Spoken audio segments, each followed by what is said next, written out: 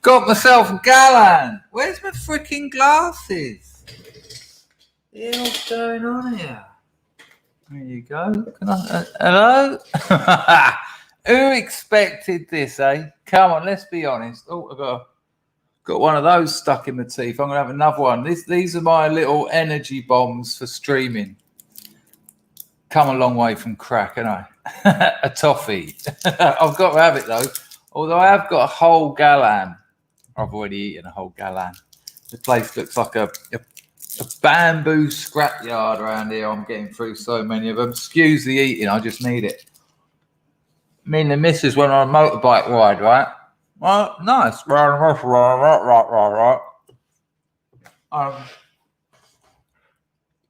Lovely time. Went over some massive bridges. No one's out on the road, so it's just lovely. We have one of these in each. Bit of spiritualized. And halfway through, I just went, shit, what's the time? And she went, midnight. Well, she said 12. I was like, oh, I'm like 2 hours late for the afternoon stream. But here I am, pow! And might help some people who can't usually catch live streams to catch one. Let me just eat this. Maybe I should mute it and I'll get through it quicker. Hang on.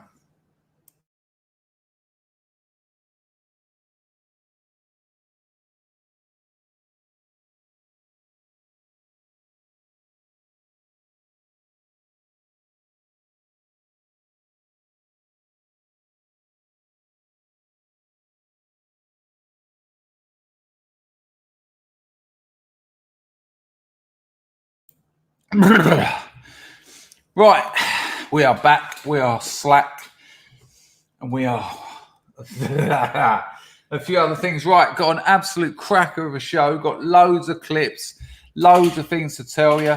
I am telling you. Paul Wilder says, "Careful, Chris. Too much sticky rice will give you man boobs." I've already got a nice rack, mate. Don't you worry about that. The missus loves them, and that's all that matters.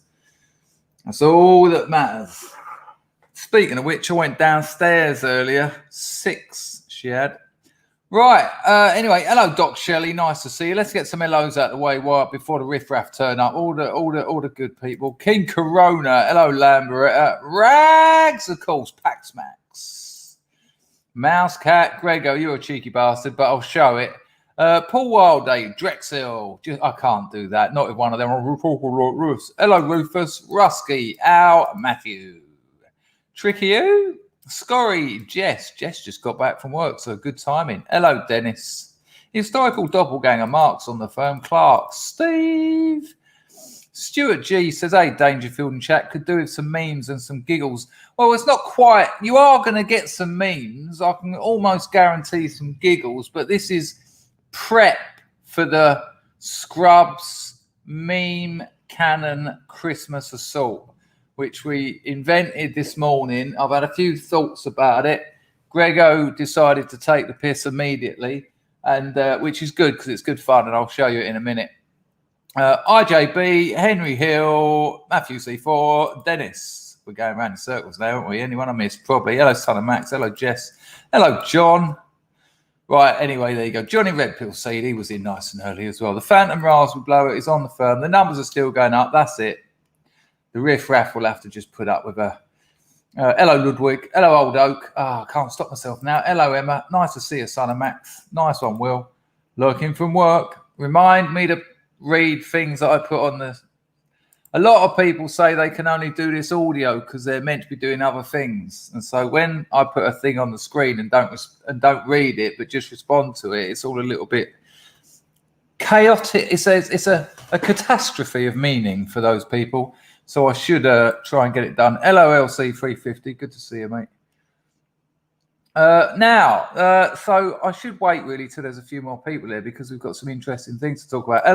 Hello, Ben. All right there, mate. Nice to see you.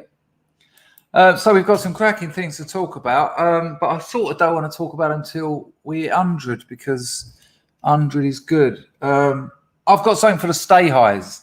Right. Hello, Emma. So I told you the other night, right? I told you that when me and the missus went out, I haven't even opened the doors of griftation. You've already greased the cogs of the machine that drives the engine of this boom machine through the wall of truth. He says, if you've seen Mark Malone on Woes Is You, got to get that fella on, Chris. We had the rundown. What, from a previous year or him on this year? It's hard getting people on because there's got to be something in it for them, and I've got a small channel. There's got to be something in it for them, and a lot of people in that scene don't like me, but Mark might be all right. I mean, listen to me. I ask about 2 or 3 people a week if they want to come on my channel. You don't hear from them. They just say, nah.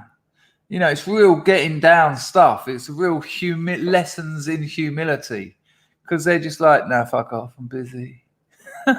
Too busy to respond. Some people go, I wouldn't be seen within 1,000 yards of your stream, mate. And I go, I got you wrong. I thought you were someone else. Nice one for the donation, though. Al, I haven't seen him on Millennial, but I've seen his work. I will check it out. Hello, Martin. Good to see you, mate. I will check it out. Drexel's had way too much happy pizza. Well, this is what I'm about to tell the stay highs. So me and the missus went out for a couple of drinks the other night. I had an apple pie cocktail. That was the start of the end, really. I had a few old fashions after that. Only like 3, but bifters were going round the bar, as they do in Cambodia, because in Cambodia you can grow it, you can buy it, you can sell it, you know, as long as you just keep it down a bit. There's a little bar just near me where you can just go in there and go, got any shatter, got any earwax, got any dabs, got a dab rig I can use, got any flour, got any anything. They've got the lot, right? Now, while I was in that bar the other night, after the first couple of biffs went round, the man who owns the bar, a lovely French geezer actually, he come out and he said, "Here, do you wanna finish this off and give us another bifter?" So because he was, you know, he didn't need to share the bifters with us. So I thought what I'll do, because it was a bit of skanky old Cambodian commercial, which ain't great. So I thought what I'll do is I'll ping up to one of the vendors and get a nice bit. And I got a nice bit of wedding cake. Now look at that. If you could smell that, I wonder how I can get the best light on it. I'll tell you what, if you could smell that, that is a fantastic bit of bud. I don't smoke the stuff, but I'm going to go and drop it off at Nicholas's barn as a little present.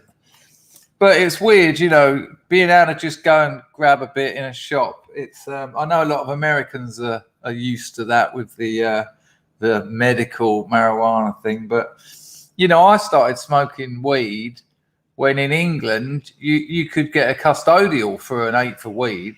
No shit. You know, you were in trouble if you had an 8th of weed on you. It was ridiculous. And what a pleasure to be in a sensible country.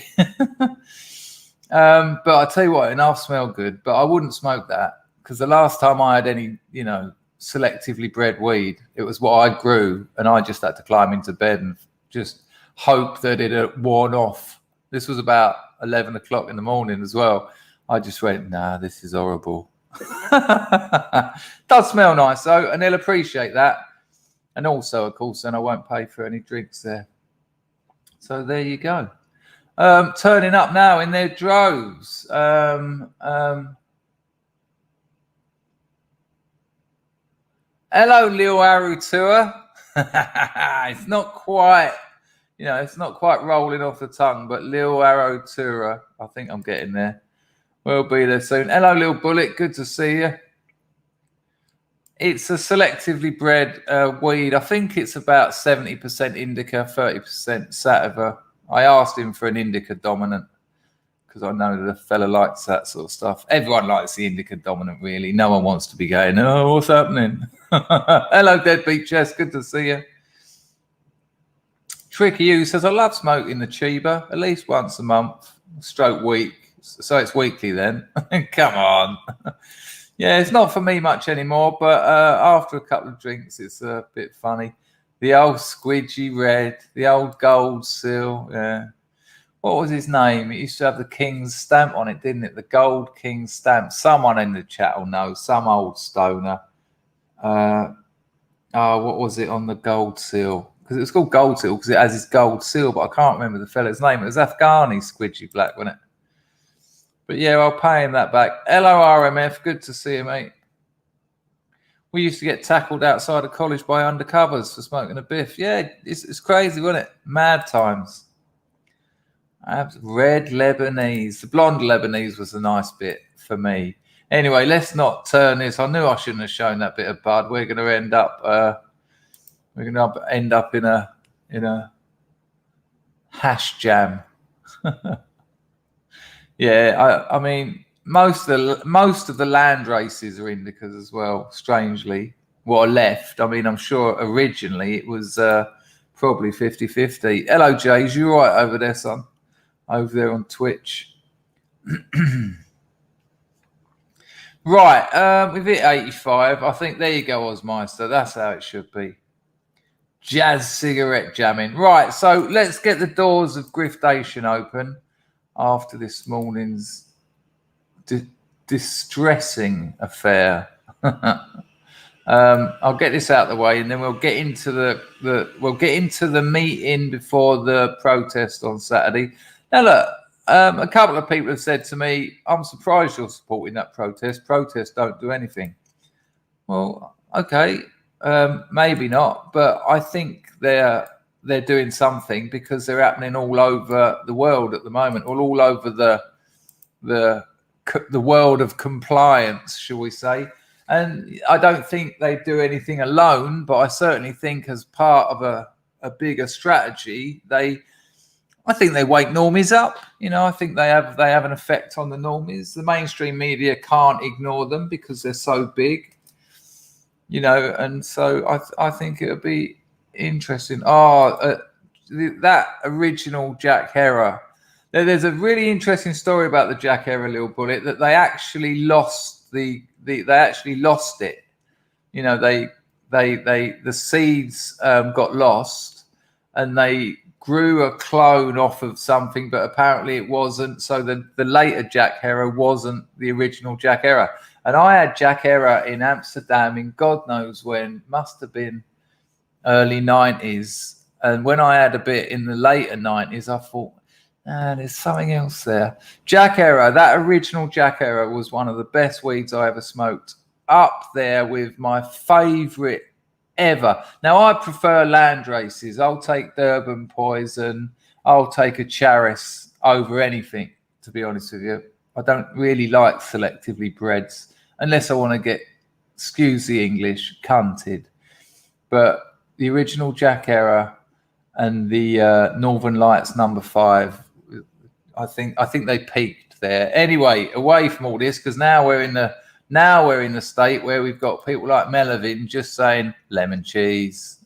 And someone else is going to say another one. So, right, we'll quit that. Hello, Hair in the Gate. Nice to see you. But we have had a few people. Thanks, Lee. It's going to, I thought you said great show. If you are into growing and toking, though, the best people to go for it. Oh, that's very interesting because I was offered that. I was offered white Tahoe. I don't know how you pronounce it. I was offered white Tahoe today. When I said, have you got an indica dominant? He said, I've got some white Tahoe cookies. And I nearly grabbed a bit of that. But there you go. Anyway, so far we've had about 6 people ask for the Scrubs meeting place. So if you want to go to the protest in Parliament Square on Saturday the 18th, next Saturday, which starts at midday, I've found a place that I think is a good meeting place. It's a way, you'll have to get a tube journey to Westminster. I don't want to give too much information away because there is a chance someone might try and do us up or something. But I found a place where you'll be able to walk in there and almost immediately, you know, go up to someone and just sort of go, All right there? Or have you got a chair on the ceiling? Or any, and they'll be like, yeah, that's us. You're in the right group. And then it'll be, who are you? So five or six people have asked for the place.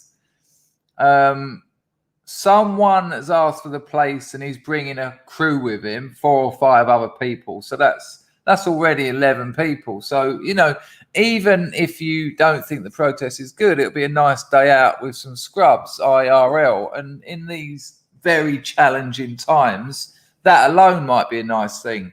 So if you want to get to that protest and if you want to meet a load of scrubs beforehand, email me. I'll put it in the chat. chris@chrisdangerfield.com. If you haven't emailed me before, I will probably ask you a few questions so I can know that you're not an imposter and you're just going to turn up and spray piss on people or something. The chances of that happening is so unlikely, but Paul says the key word should be gubernatorial. just turn up at the place and go gubernatorial, and about 10 people will go splink. So there you go. So email me if you want those details, and I urge you to do it, not just to make numbers up at the protest, but to get out and meet some new people where you haven't got to pretend you're someone else. Imagine only like 12 people turn up. That's 12 people who know pretty much what you think. You'll have your disagreements, but how nice is that? You can maybe grab a tea or a coffee or a cake or whatever and go to the protest and just have a nice time. Maybe you'll exchange phone numbers and make some new friends. It's worth doing. So that's this Saturday. So I've got a location. I did think about it. I've got somewhere where the traveling is easy to organize, not going to cost a lot of money, not waiting ages. You're not going to have to go here, then change, and go here, then change. It's all quite simple, but I don't want to give too much info for obvious reasons. Right, let me get the grift out of the way, and then I'll talk about the great Scrubs meme canon Christmas assault. I'm just gonna do this bit first, so I haven't got to do it in a minute because it's a little clank in the system. There's a clank in the system. Can anybody help me? Clank in the system. Can anybody help me? Can someone tell me whether the entropy link is pinned? Pinner up there, please. Now, my missus is asleep and she always says, no, it's fine, stream, but I won't be surprised if she opens the door and says, darling, you a little bit quiet, please. And I'll go, fuck off, woman. A little bit too much tit there today. But I don't like having to look over the super chats. And they are coming in like fury. So, got to be careful. Hello, The Last of Us. Nice to see you. All right, Clark. All right, Steve. Hello, Paul again. Hello, Michael Garland. The insufficient Rube is on the firm. Hello, Matt. Nice to see you.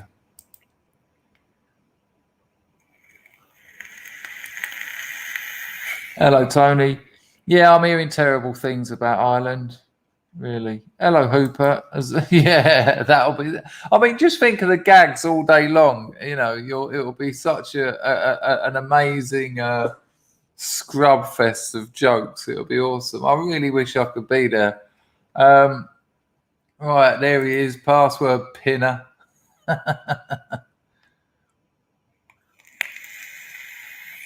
It's just going to be Lil.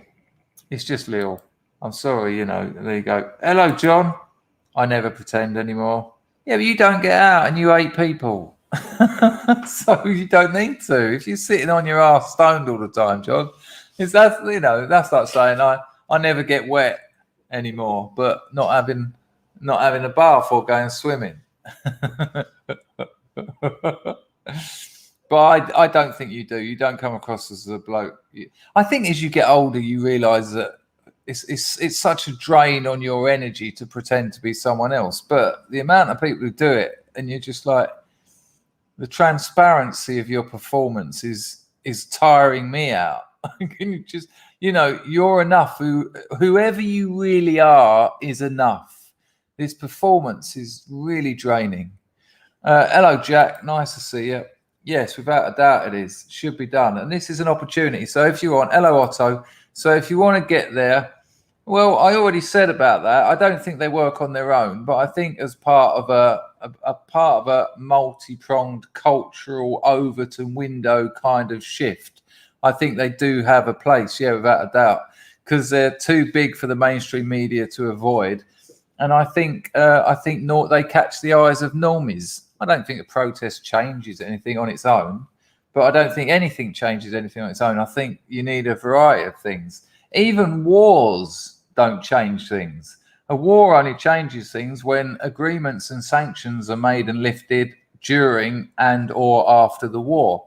You know, these things need to be attacked in as many ways as you can. And Otto, as I said, it's an opportunity to meet up with a lot of people, you know, and you know, socialize. We're social creatures and we've been locked down. So a nice day out in London, you know, I've had good times at those things. I have had good times at protests. I've met some nice people. I had a bunk up in an alley. It was like my quadrophenia moment. That weren't too bad. Even while I was doing it, I went, didn't expect this to happen. She went, nah, me neither. Hello, Ludwig. Have to stand up to these criminal governments, protest while you still can. Yeah, I think so. Carl's saying everyone should wear a Russian hat. It's a Canadian hat, if you don't mind. But, you know, maybe if you wear a Russian hat, the police will leave you alone. They'll think you're a communist, you know, one of them. Tricky U's modem demands that he watches a minimum of 30 seconds behind or it buffers. Buffer! There you go. Hello, Emma. Thank you for telling me. Nice one. Lovely numbers. Right. Thank you, Chris. I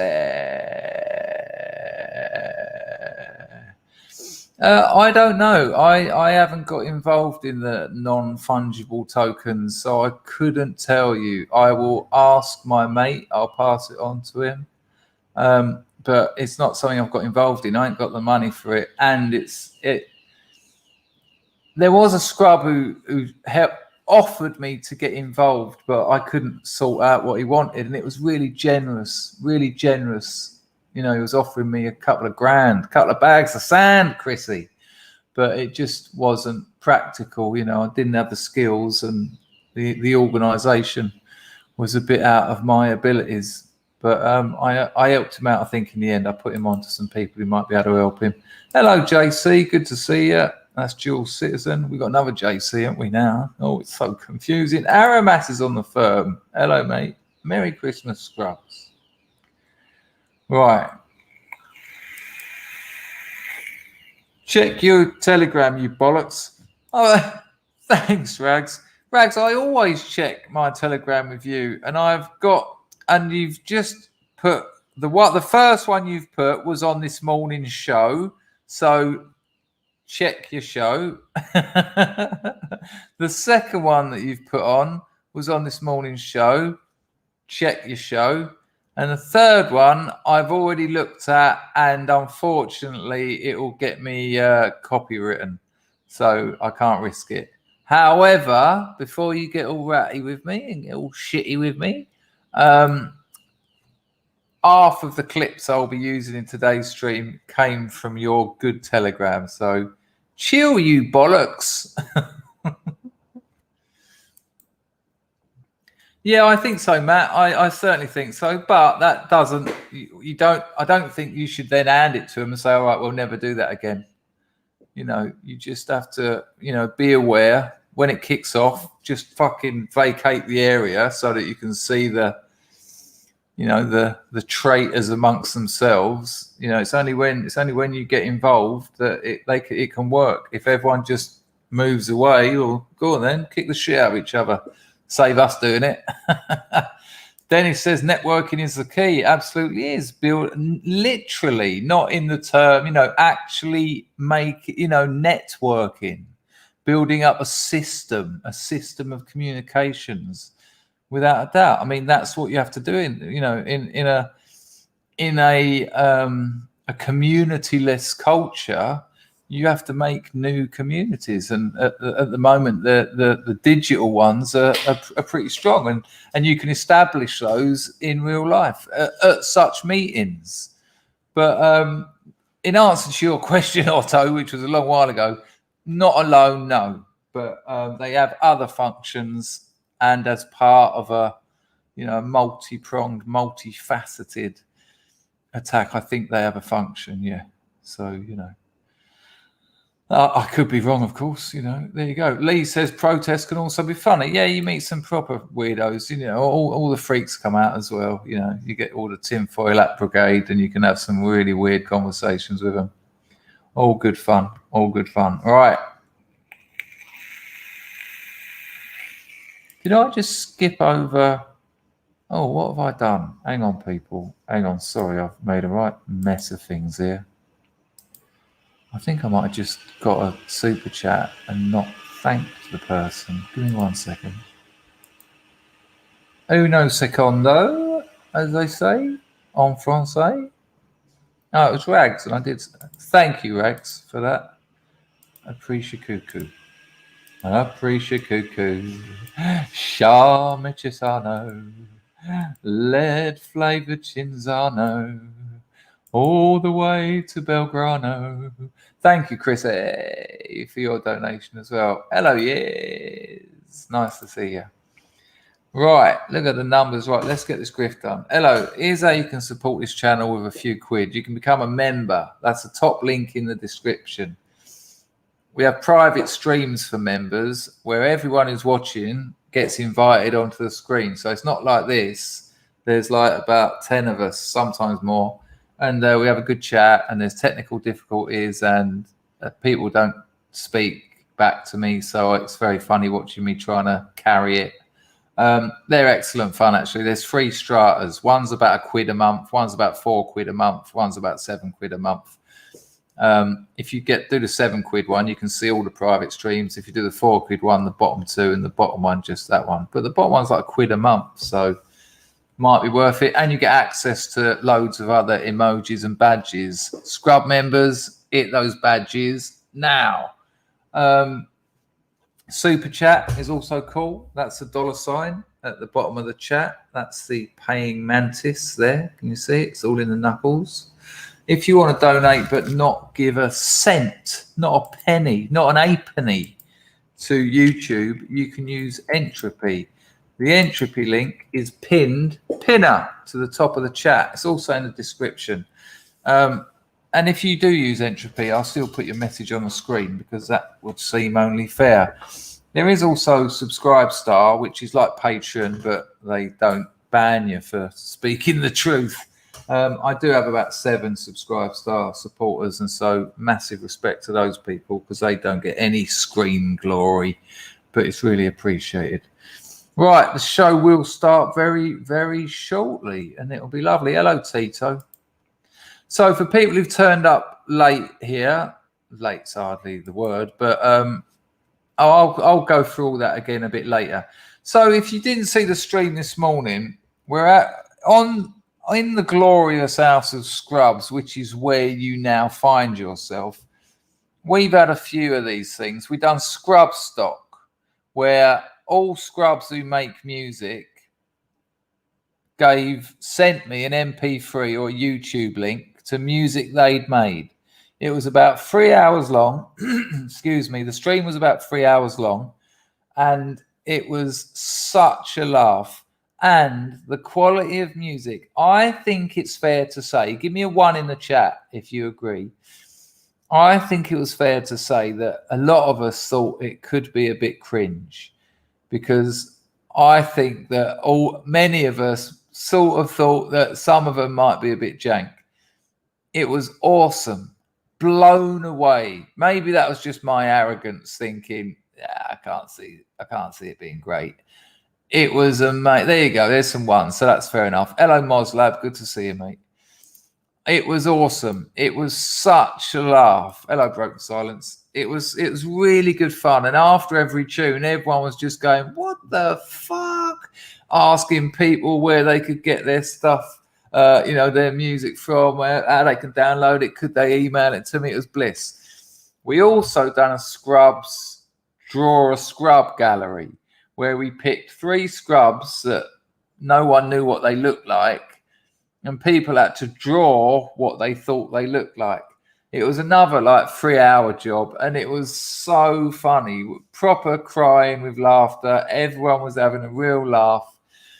And then we did old photos. So mainly when we were teenagers, you know, step wedges, Lacoste sweat. Well, I can't even remember what they're called, shell suits, you know, or whatever your teenage year humiliating outfits were.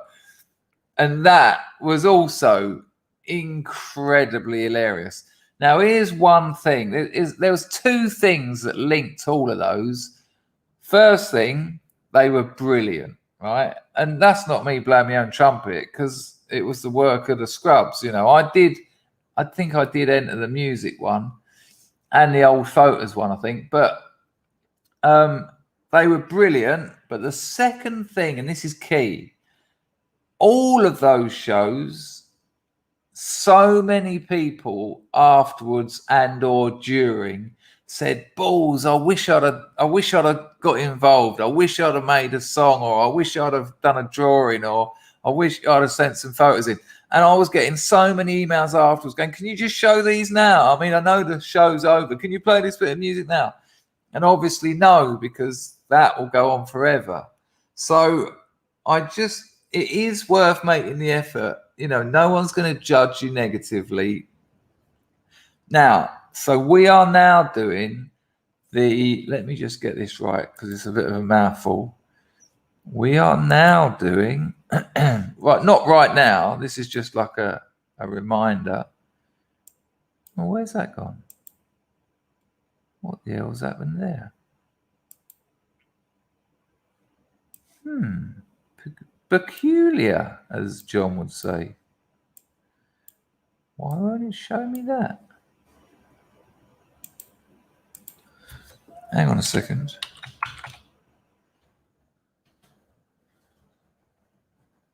Okay, I can't even open my own file. Give me 1 second. Sorry about this. The show will start shortly. We'll be all right. I'm in no rush either. I mean, it's gone 1 in the morning here, but I might have a bit of a late one because Miss has already gone to sleep, so it's not like I'm ignoring her.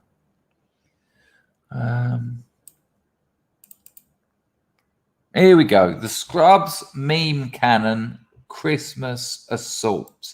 So here's what you got to do. You've got to make a meme. 1 meme. I would suggest you target it at significant things that are happening. Coof, communism, global homo, whatever you want. Something that, because I want this to have like a secondary effect. The first effect is we have a laugh, but the secondary effect is we fire our meme cannons. They get out there. They get shared. Memes work. Memes work. Why do they work? Because it's information. It's counter propaganda.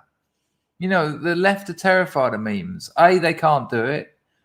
The mainstream media is losing, you know, the narrative is falling through the mainstream media's hands like sand.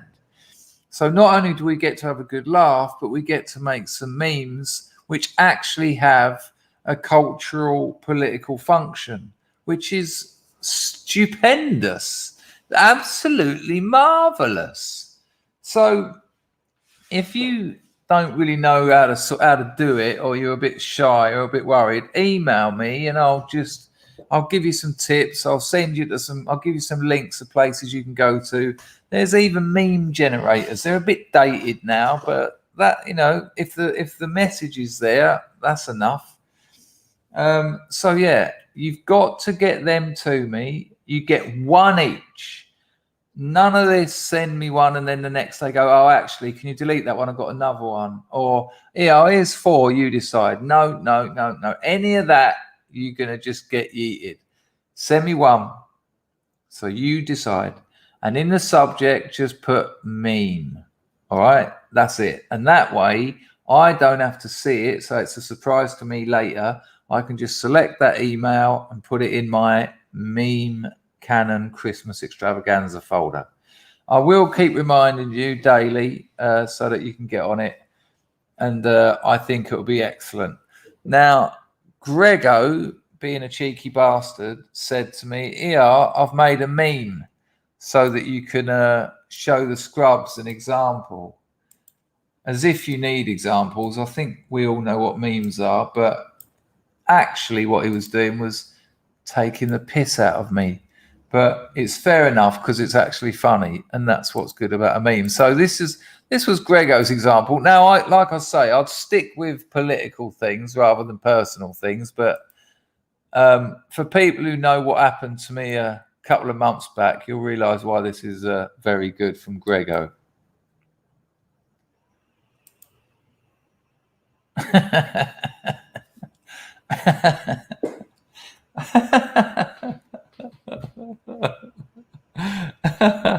Stuart, the email address, I'll put it in the chat. It's easy to remember. It's chris@chrisdangerfield.com. There you go. I'll put it in the chat. It's good, isn't it? It's very good. There you go. But what done me? Yes, Grego, you have. What done me was, before I saw that meme, he said, I read it. It was something like, here's an example of a meme to show the scrubs. And I thought, oh, nice one, Grego. Opened it, got a kick in the nuts. And I was like, yeah, okay, take that one. It's great, isn't it? There you go. So that's not really an example of a meme. It's an example of Grego, yet again, rightly taking the piss out of me. However, it would be wrong for me. Grego, though, you can have another one because that's obviously a joke. So if you want to get one into the actual Christmas meme canon assault, you can. That's my email, people. Don't forget, put meme in the subject bar and just one. Okay, please, just one. And I know it won't work. People will go, I'll send you 20. You decide. But we have got some others that I'd like to show you. This one was done by Scrub, so someone in the chat might want to claim it. It's very good, very good. I mean, this is what I mean. The quality, this is immediately brilliant. I was so impressed with this. So if someone wants to claim it,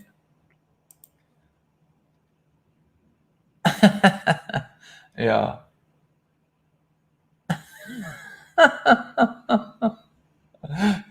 I don't know if you can read it. That's probably better, isn't it?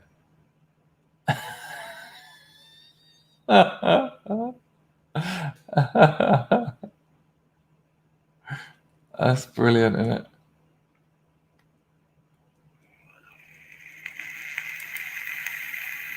There you go. That's Stevie Boy Craig. Oh, I see. That's it. You lot just pat Grego on the back. Don't worry about that. Yeah, at my expense, no problem. That's it. You let him know. Good, isn't it? That's great, though, isn't it? Well done, Steve. But Steve, again, because I've used it as an example, you are free to pop another one in. And also, these things will move. That one will fly. That one will fly. You know, and you know, there's viral where they go millions. I wouldn't be surprised if that meme I just showed you, 100,000 people will see that. And you know, because just the way the internet works. That's funny. I'll show that to my mate on WhatsApp. That'll go on Facebook. That'll go on Twitter. That'll go on Telegram. That'll go here. And you know, when there's many people doing these things, normies wanting their lives back, these things they work. You know, this is the next. This is no, absolutely, Brad. That's why I did put it on the screen. You know, this is I don't think it's the dog's bollocks. It's the jumper's bollocks. There you go. Hello, Antox. Nice to see you. Yeah, exactly. It's done the rounds. Great stuff. So these things have an effect. So I think we've got a double bubble with this particular glorious House of Scrubs thing. Now this is interesting. I'm not a doctor. I'm not a medical scientist. I'm not a virologist. But this is interesting. This might help some of you. I haven't looked into the authenticity or legitimacy of this, but if I know that there's a lot of scrubs having this problem, so this has been, I've seen this in a few places, well, 2, but that's, I think 2 is infinitely more than 1, perhaps. But I'll make it bigger so you can read the top bit. Okay, and then I'll show you the bottom bit. So I can't tell you how legit or how good or who that might be. Workers of England Union. They've got a helpline there. There's numbers there. If you want to grab a pen and paper, I'll give you a bit of time. I'm just trying to zoom into the bottom bit of it, and it would appear I'm having problems. There you go. So if you want to scratch that number down or that email down, give you a couple of seconds. Again, I've got no association with this organization. I don't know anything about them.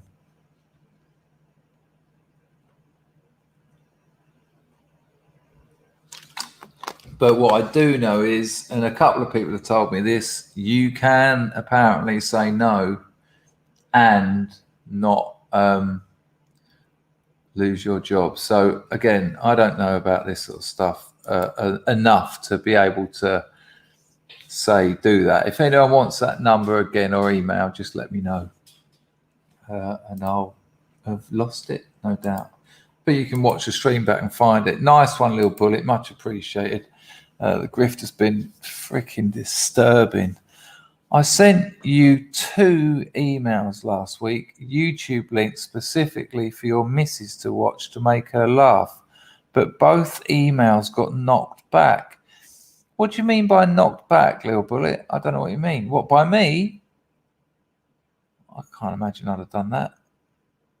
I don't. Explain again. You obviously haven't got to do another super chat. I'll keep an eye on the chat. What do you mean knocked back? Nice one for the donation, and nice one for sending a couple of videos from a missus, but I don't quite know what you mean knocked back. Well, they just wouldn't let you send them. It's unlikely that I'd have written back to you and said, "Nah, fuck off, Bullet." I can't see that happening. But thank you very much. Good Lord, there I was talking about the grift being desperate. And old JC's got his talking about meme cannons and napalm cannons, and Yeezy's over there too. Boom. Let's have a look at these. Now, if you're thinking I am a little bit tired, it's nearly 1:30 in the morning. I've done a stream already today, and I worked all day, so cut me some slack. Check this out. Look at this. Lovely. Very excellent. JC, boom, he drops 80 nicker. A bit of grease for the cogs. I tell you what, JC, they're like a brand new works bike. I don't know what a works bike is. I just hear him say it in motorsport. But I tell you what, my big end is pumping like a beagle at the moment. I know what a big end is. A bit of grease for the cogs. Thank you, JC. Very kind of you. You've been very generous to this channel recently. Been nice catching up with you on Telegram as well. And I'm definitely going to take you up on, I won't say where it is, but if me and the missus get over there, that would be, I mean, that would, for her, JC's invited me and the missus to a members club in town. And to my missus, that'll be like, I don't know, it'll be like going to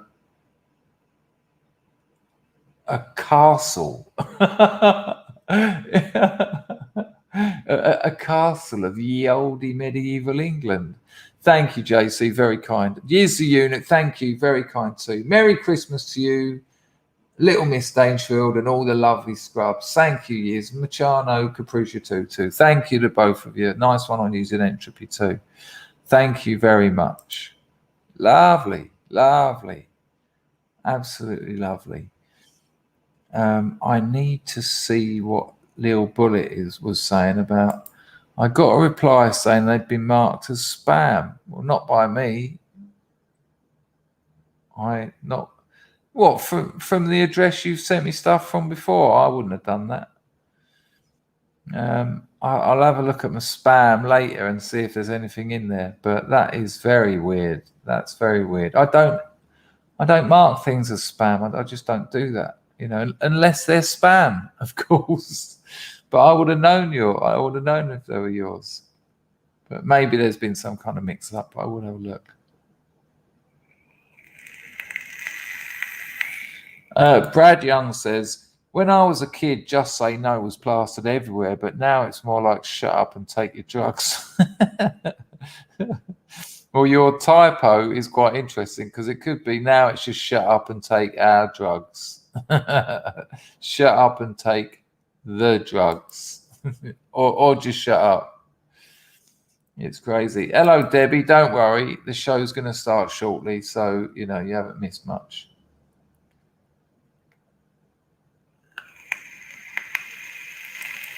No, he bloody didn't. He said send them to chris@chrisdangerfield.com. Dennis said, Chris replied, fuck off to both emails I heard. That's very kind of you, Dennis. That's very nice. There's a typo in the email address, apparently. Scorry's suggesting, Lil Bullet. Unlikely you'll do that twice, though, isn't it? I don't know. Well, I don't know why that's happened, Lil Bullet, but I wouldn't have just spammed you off. Of course not. It'd be ridiculous. Yeah, it's amazing, isn't it? It's amazing. The mystery man, JC. Yeah, there you go. Amazing. Amazing. That all donations are incredible. And it's that's just done me a right favour. So lovely. Especially when I'm bricking it about my day job. But I'm not anymore. I'm not. I've got to stop saying. Isn't that interesting? I was talking to you. Don't worry, people. The show will start in a minute. I was talking to you at the beginning of last week when it was all a catastrophe and I was seeing my income disappear. And that's quite serious for me because that means moving back to England. She wouldn't come with me because she's got all her family here. And I'd wash up back at my mother's house again. Now, I did slowly accept it. I realised where I was powerless and what I could do to make things right. I also realised that I am a survivor in life. I've done things. I would get busy. I'd see what money I had, how long that would last me, start rationing it, monetize some of my writing, get busy, get that fucking novel finished. And just make it work because I don't want to leave here. And, as the week progressed, I just got proactive and stopped. I had my sort of 3 hours of fear, anger, throwing my toys out my pram. But yeah, I have noticed I keep still saying it. I did just back then, it's all doom and gloom. And it isn't actually. It isn't. You don't get an easy ride of life. You just don't. Whatever your situation, life will throw shit at you. And you've got to have a shower and you've got to get some cologne on. So yeah, I've got to watch out for that. I've got to watch out for that almost sort of hardwired self-pity, Because like I've said to you all before, with acceptance and gratitude, they're active. You don't learn how to do them and then you've just got them. You actually have to do them. But that works on the inverse as well. Self-pity isn't something. Self-pity and fear are things that were hardwired in me. Now I got rid of them. But much like acceptance and gratitude and humility are things I have to implement. I have to be active about them. So I have to, with self-pity and fear and things like that, I have to remember to actively not indulge in them. It's not just like, oh no, I don't have self-pity anymore. I stopped doing that years ago. No, it's part of my brain. But what age and wisdom and practice has given me is the ability to recognize it and move on. Because self-pity is an absolute killer. And I mean killer. You know, most of you know I've had a 20+ rehab career, and self-pity has killed people. I've seen it kill them. I've heard people go, well, you haven't had my life. My dad never loved me. My mother, this and that. And 3 weeks later, they've drunk themselves to death. You know, true story. I saw one bloke. I was in group therapy once. Don't worry, people. The show will start in a minute. I was in a group therapy room once, and one of the geezers in there was only 2 days in, and he was rattling his bollocks off, and he was having a real hard time. But we'd all been through it. So it was like, you know, hold tight, mate. We know what it's like, but you can do it. And he tried to score. Now that he asked someone else in the rehab who lived local whether they could hook him up with a score for some skag. That is the second to using in rehab. That's like the worst thing you can do, because you involve someone else, and someone else is vulnerable, and you know, and they might feel pressured, and they don't want to, you know, this, you know, if I was in a rehab, I make sure I haven't got money on me, because if you snap or you get a bit angry, or you can just, you know, I could probably score anywhere in the world given enough time, you know.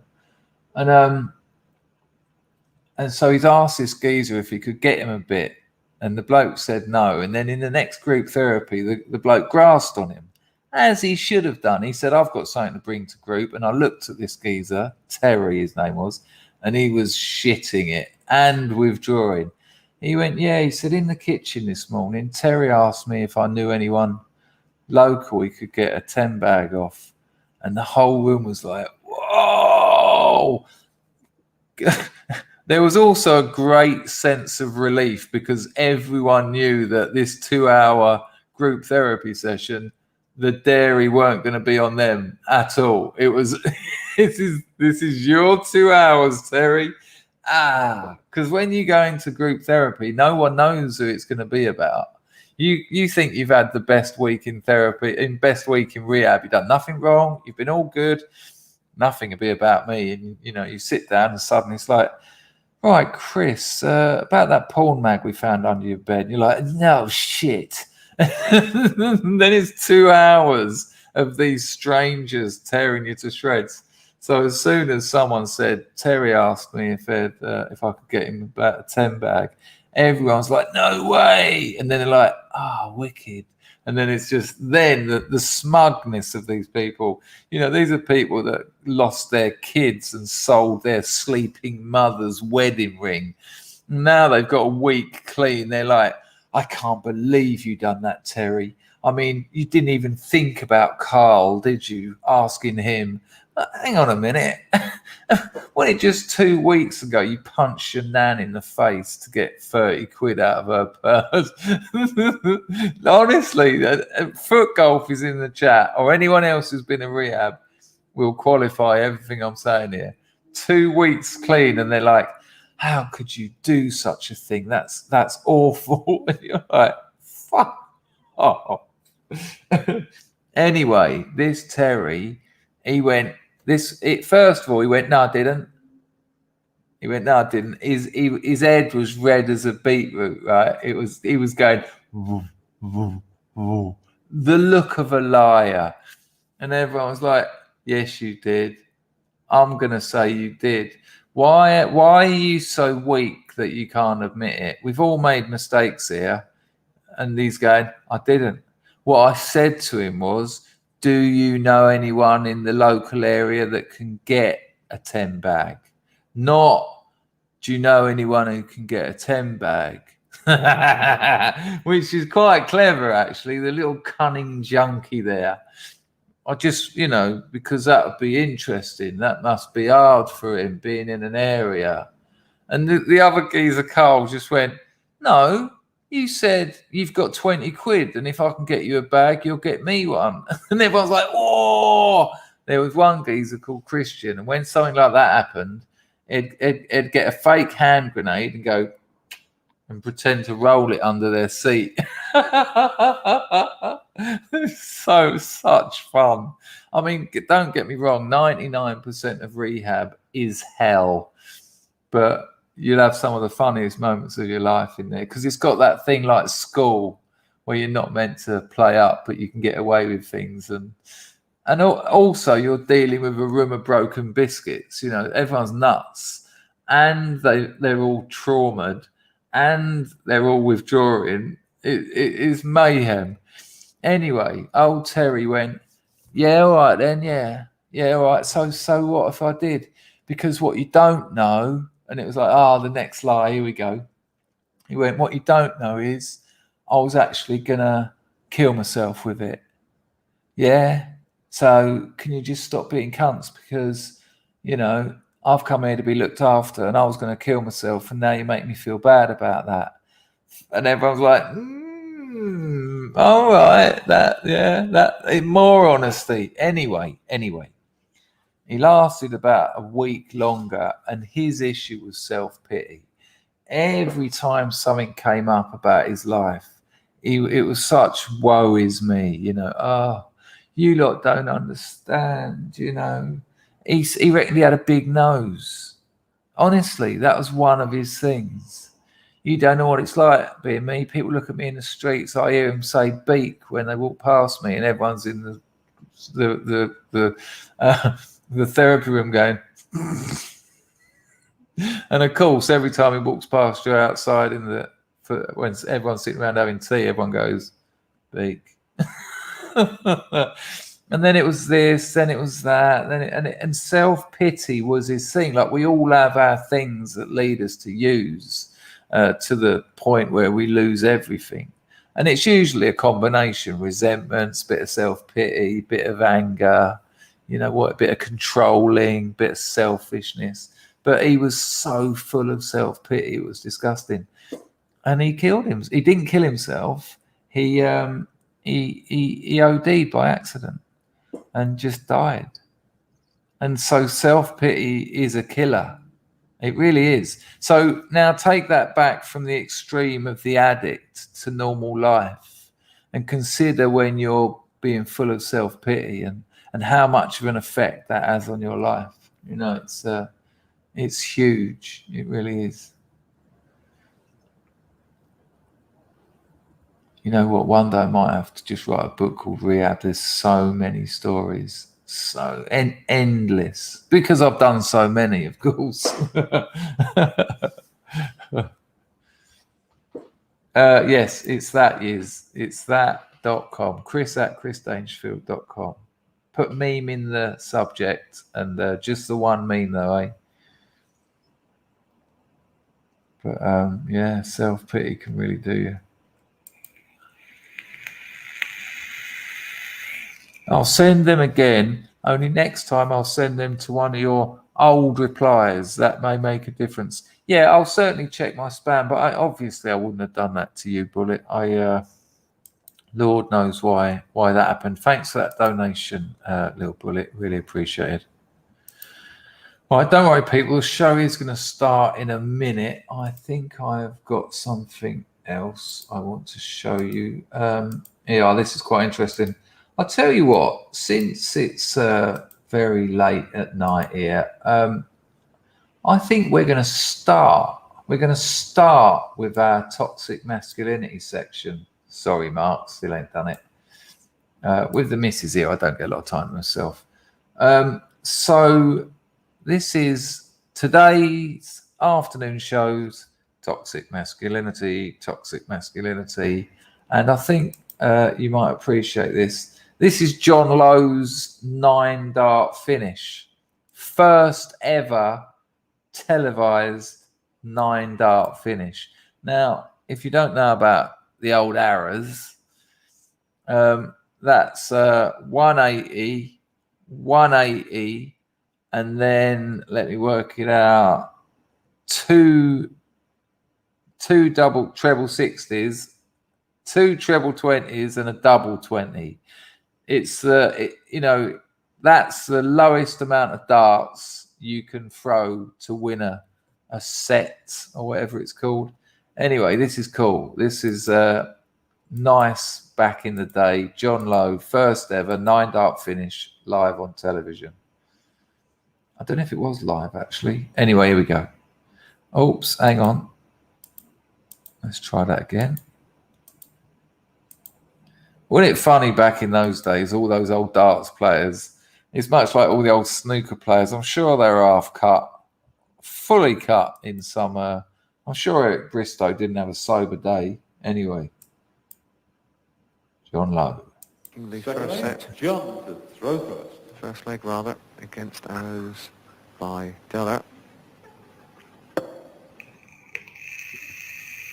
So now Lowe with the darts in the second leg.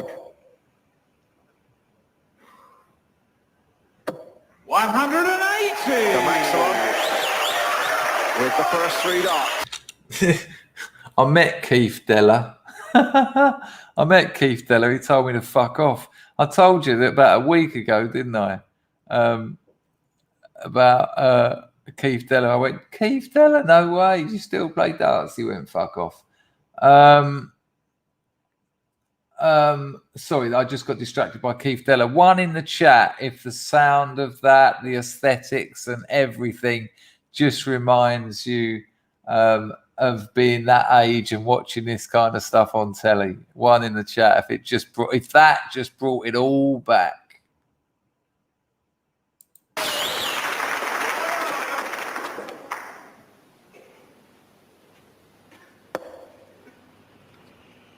Second dart just about hanging on. 59.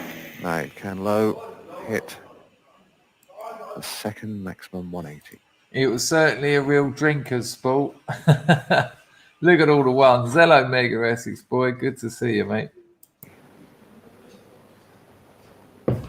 Hello, love.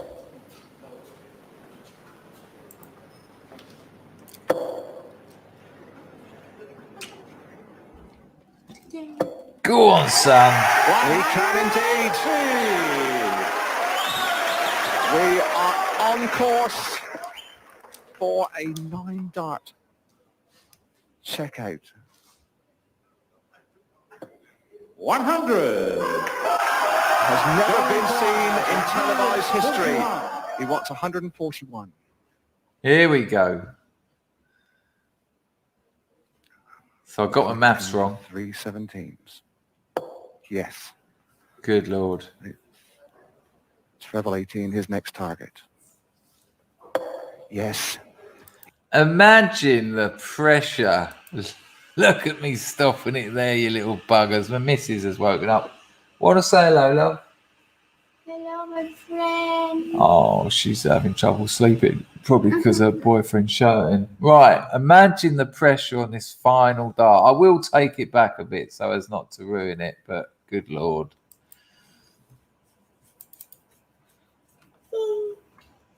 Seventeens. Yes. Treble 18, his next target. Yes. He wants Imagine. 2 18s for £100,000.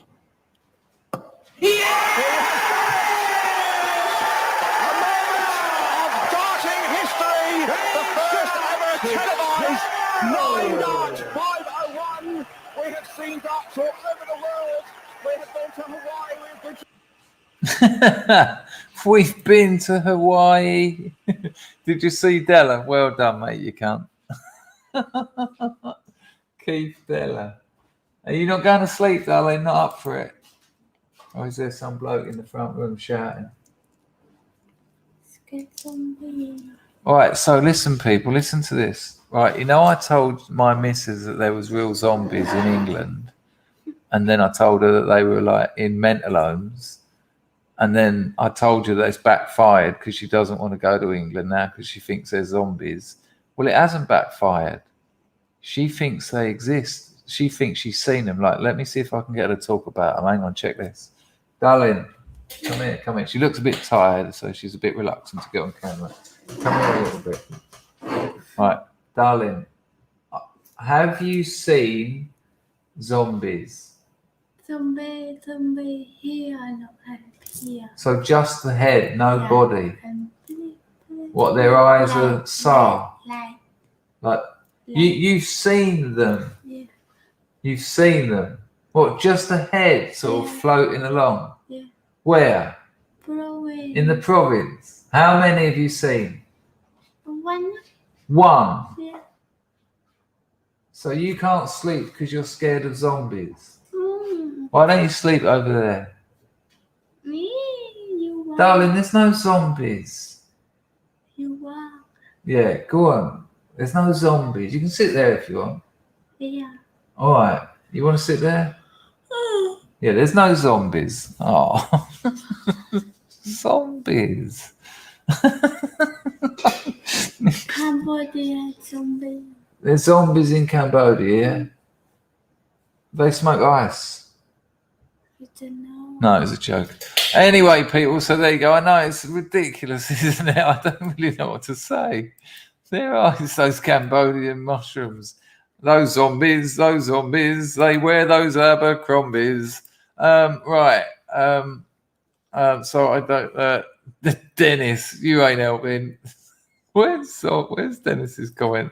I don't know. There are zombies, darling. There aren't any zombies.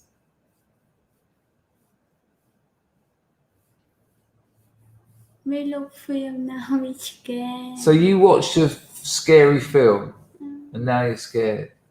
Love, it's only a film. Anyway, right, people, the show is going to start. We've got a second bit of toxic masculinity for you. This is quite interesting. Now, a little bit of background if you don't know. Tyson Fury fought Deontay Wilder 3 times. 1-2. One was a draw. But the draw wasn't Tyson Fury easily won that.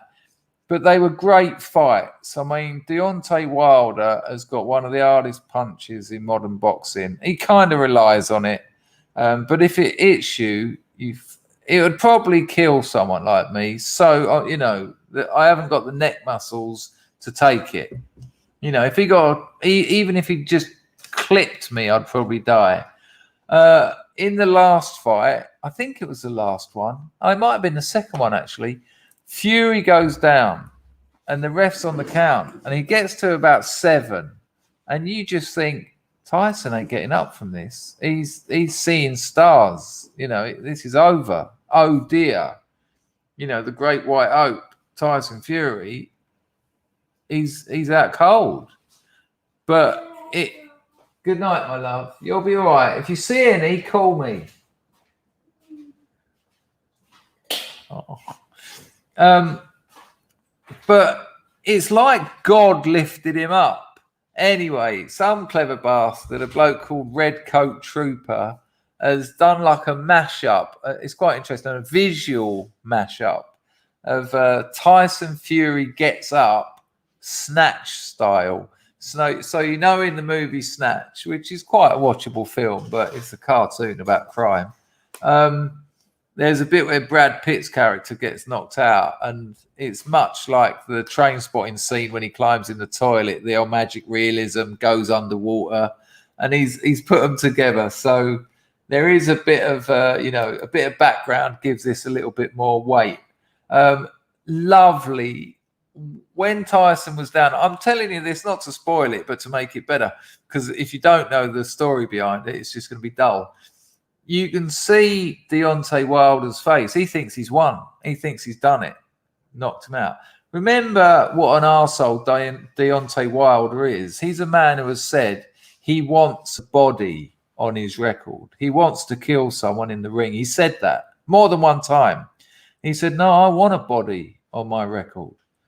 Oh, that's nice. That's nice that I want to kill someone. Oh, good. Nice bloke. But you see him think he's won. But the last shot of this little mashup is his devastated face when God lifts up Tyson Fury. So I really enjoyed this. I hope you enjoy it too. This is today's bonus toxic masculinity. Check it. From Fury, terrific right hand. Oh! I just want to get an audio check. Could you hear that, people? Let me know you could hear that. Yeah, he's a very unpleasant person. I don't know what to do though, Stuart. Has he really? Audio's okay. Has Deontay retired? Is that real? Good Lord. Okay, so check it out. Here we go. From the top. Shot from Fury. Terrific right hand. Oh!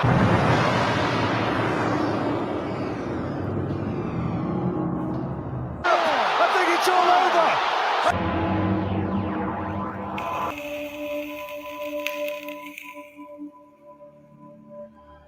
Horrible bastard.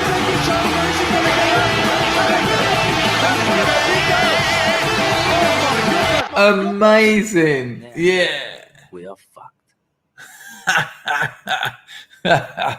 It was so good to watch. You even heard the commentator there. I think it's all over, and the crowd were like, "Yeah!" And then, almost from death, dare I say, zombie-like, he just like went, "Nah, I ain't having this. I'm a winner. I'm not a loser."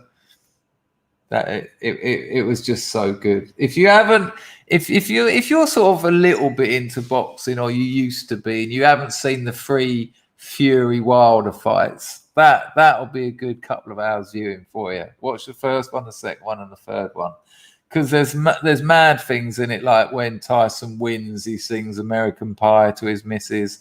The second one, he sings another American song, and you know that Wilder's in his dressing room crying his eyes out, not knowing what planet he's on, listening to fucking Tyson Fury. He's singing "We're Walking in Memphis," but he's changed the name for the area they were in. It was it was quite something. So there you go. Right, the show will start shortly. There's that. Let me just check. I haven't missed anything that I need to check out. Right, okay. Yeah, they really were. They really were. You know, it got me back into boxing. I was all over the UFC because boxing just went through a very dull patch. But Tyson Fury has certainly brought something back into it. It's quite incredible. Right, yes, that's a great comment, actually, Moslab. 2 men on exact opposite ends of the role model spectrum. Yeah. And Tyson Fury done something amazing, because Tyson Fury was suicidal. Tyson Fury struggles with mental problems, and he's also a gypsy. You know, he comes from a traveling family and community, and that sort of thing you don't really talk about. You certainly don't talk about that sort of thing in the fight game, because it's all about being a hard man. And what Tyson Fury did with that mental illness, you know, he was a drug addict. He was on the cocaine and the alcohol. He was so out of shape. He didn't train for a year and a half or something ridiculous. And what he done was just said it. He said, no, he said, I used to wake up every day and want to die. I was out drinking. There was erratic behavior. He'd run around dressed as Batman and just you know, and he's got kids. And he was saying, I wanted to kill myself. He's got a wife and kids. But what he actually done, it looked like he was showing weakness. But it's a master stroke of psychology, because then he said, but then I just thought, no, that isn't who I am. That isn't who I want to be. I'm going to overcome this. I'm going to use that to become stronger. You know, I'm going to overcome it. I'm going to fight those demons and beat them and be a beast of Beastville. And it absolutely worked.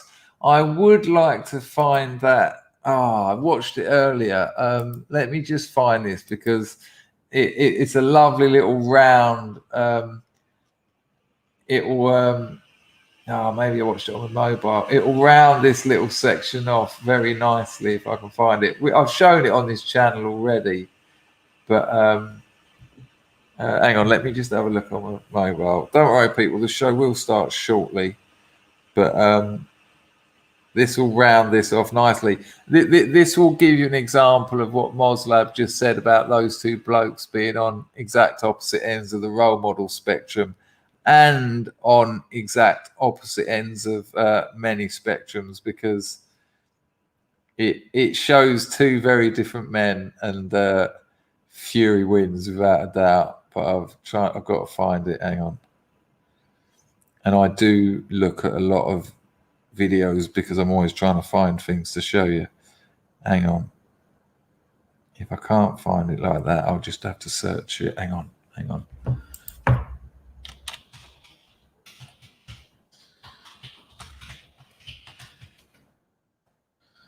think that should do it. Yeah, got it. So here we go. So, you know, a lot of the fight game is about winning the fight outside of the ring. You know, Ali was the king of it with all his rhyming and fast talking and all that. Jive talking. Everybody was jive talking. And so some TV company said to Wilder, what's your probably the promoters, have you got a message to Tyson Fury? And he recorded his message. And then they said to Fury, have you got a message for Deontay Wilder before the fight? The clip's only 25 seconds long. And when Wilder would have watched these two next to each other, he'd have probably thought, yeah, I really didn't come out of this well. So this will round off today's Toxic Masculinity segment. This is beautiful. Absolutely beautiful. You should have audio, all right? Check it out. Tyson Fury, I'm going to be short, sweet, and simple. This fight right here, you better be preparing. You better train your butt off as if your life depends on it, because your life depends on it. Don't go up missing. I'm going to smash your fucking face in, you prick. How about that for a fucking message?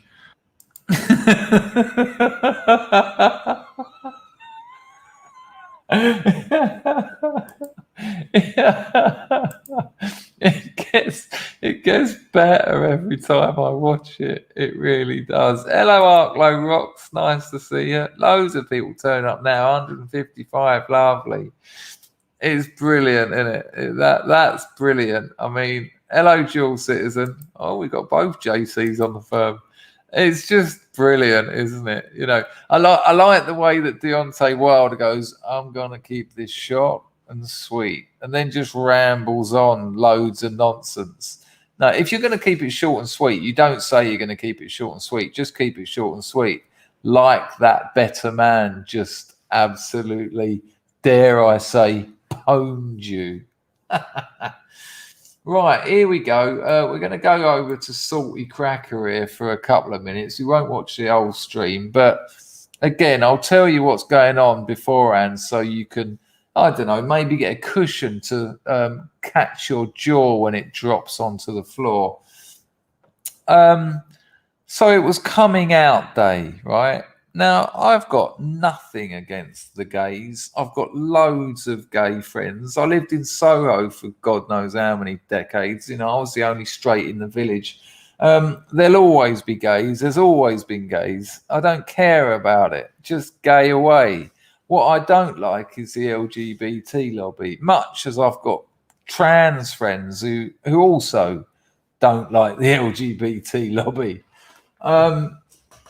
Now, it was coming out day, but that was at the weekend. So this virtue signaling teacher, remember what I've talked about before, the dark triad in psychology, Machiavellianism, which is manipulation, narcissism, and psychopathy. People who've got all three of those are society's most dangerous and horrible, selfish people.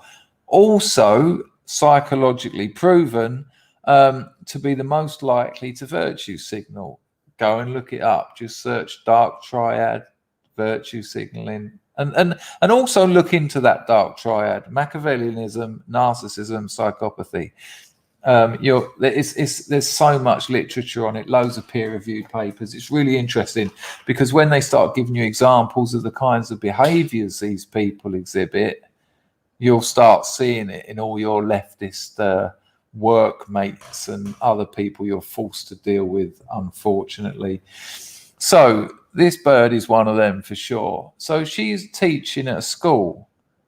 She's meant to be teaching them. But oh no, she decided to film herself. Hang on, what about the kids? What about their lessons? She decided to film herself coming out as a lesbian. This woman with all her rainbow flags and pictures of Che Guevara and all that behind her.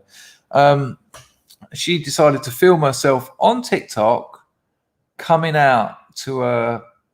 I think they're about 10 years old, these kids. Why a teacher is telling children that she's into muff rather than cock, which is what a lesbian is. You know, that's what separates a lesbian from a straight woman. It's sexual.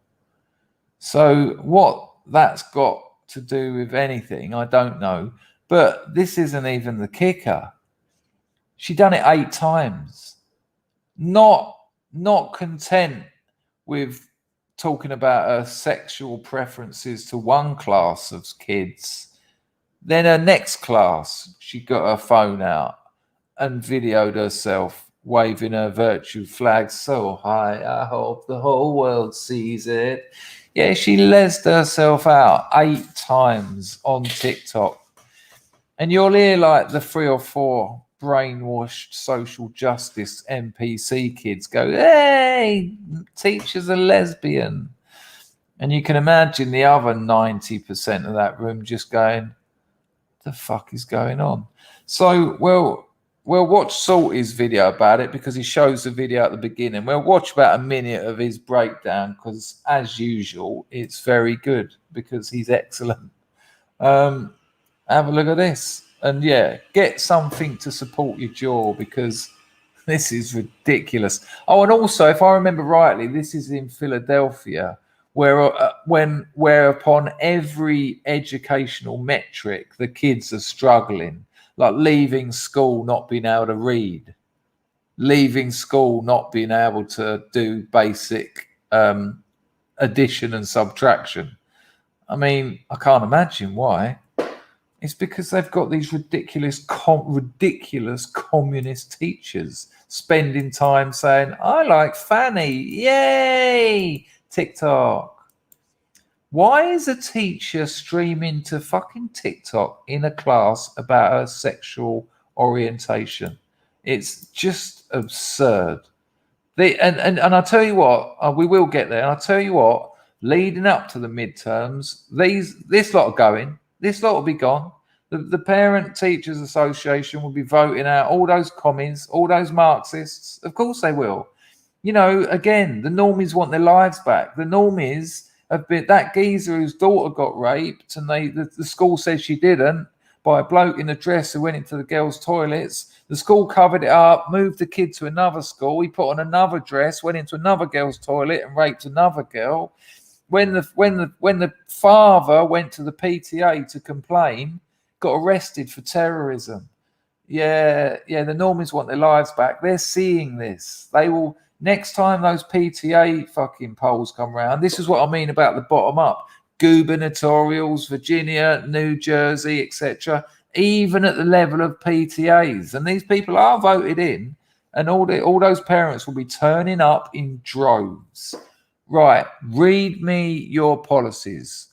Well, we're going to have transgender bathrooms. We're going to do this. We're going to do this. We're going to do this. We're going to do this. Yeah, you're getting 2 votes. One of them's yours, and the other one's your lesbian lover. And what's your policies? We're gonna teach kids things. We're going to teach them real history. Yeah, you're going to get 99.9% of the votes. And this is all going to happen all the way up to the midterms. Anyway, this is Salty Cracker's video. Check it out. Be prepared, people. It's disgusting. Nothing to do with her being a lesbian. Nothing to do with her being from the Isle of Lesbos. That doesn't upset me at all. In fact, I've partaken in a few women of Lesbos myself in my time. However, the rest of it's just ridiculous. Here we go. It was National Coming Out Day yesterday. If we were here in person, I would have done this yesterday. My name's Miss Watsy.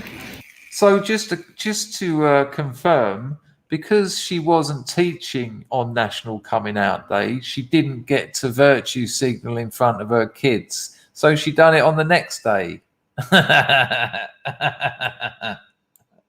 I mean, just the cheek of it. I reckon if she had a month off for sickness, she'd have still done it. It was National Coming Out Day in 1986, but I've been a bit sick. But I'm going to do it now anyway.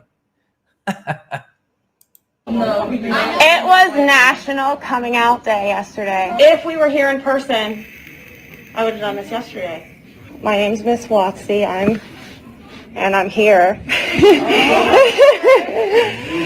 Yeah. I'm so proud of you. Thank you. My name's Miss Watsy, and I am. Oh,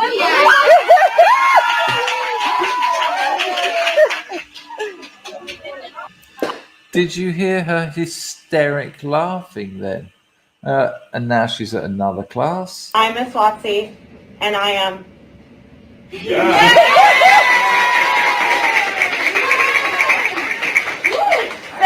I wanted to inform you I am coming out as a lesbian today. Oh my God!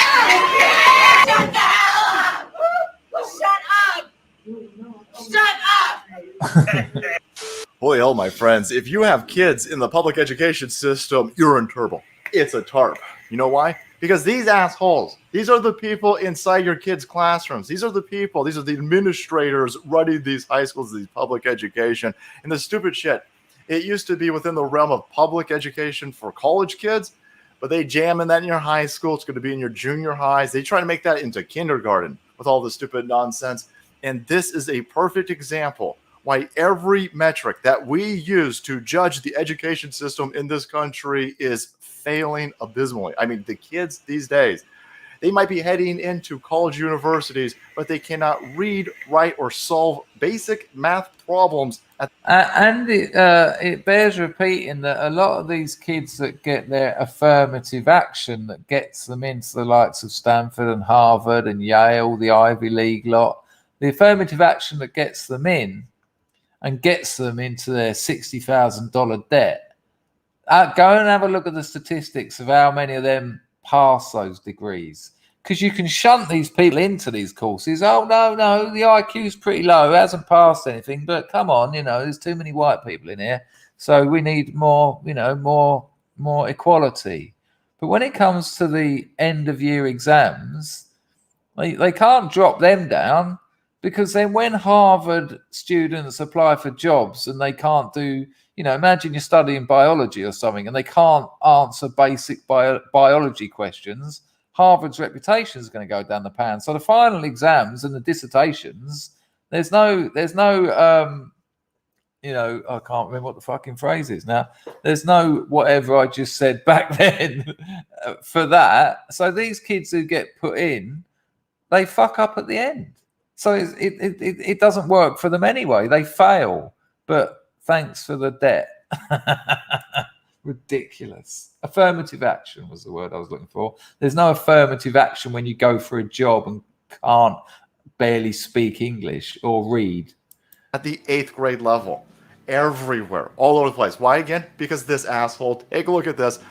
This son of a bitch sat there and telling everybody, excuse me, everybody. It's super duper hard for me. It's National Coming Out Day. Well, technically it was National Coming Out Day yesterday, but we weren't in school because that anti-science bigot Christopher down the hall sneezed, sent everybody home for COVID testing. But anyway, now that it's not National Coming Out Day anyway, I still want to do my coming out. I will not be denied my bar mitzvah coming out, or bat mitzvah, whatever the fuck you fucking people are calling these things over here.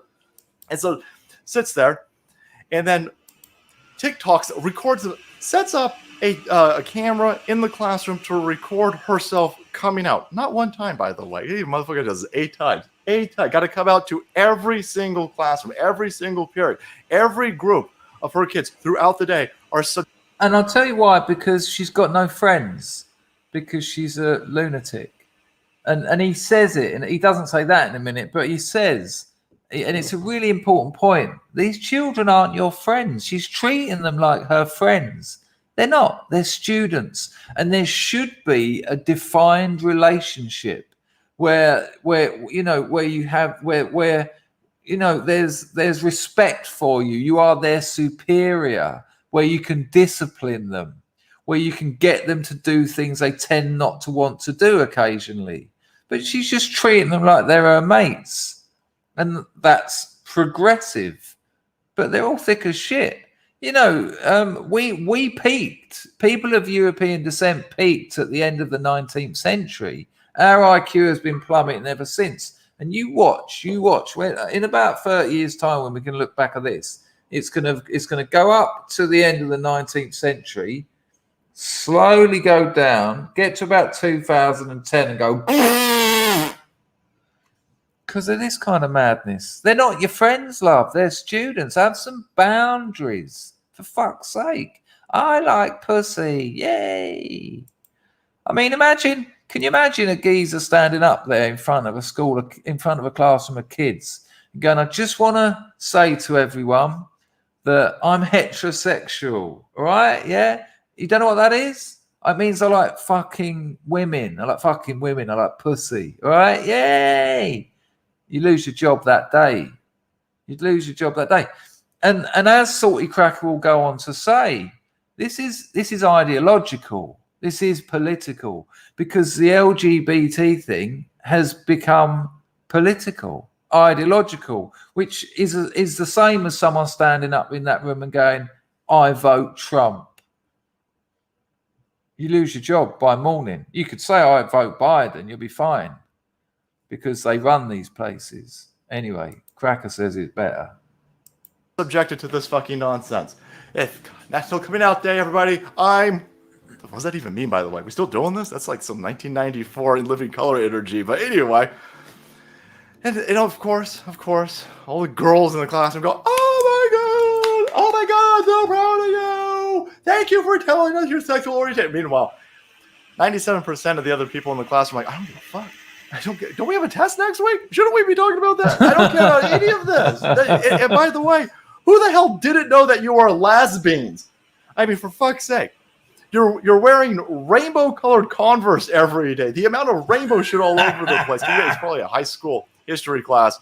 And instead of having any cultural figures on the classroom that pertain to the curriculum, this motherfucker's got, I don't know, rainbow flags all over the place. That other flag that's got everything on it these days. She'll have she'll have Mao on the wall, and then she'll have Che Guevara next to a fucking rainbow flag. I'm sitting there going, you know this is a public education school over here. You know that's a lefty fucking high school teacher, dumbass fucking twat.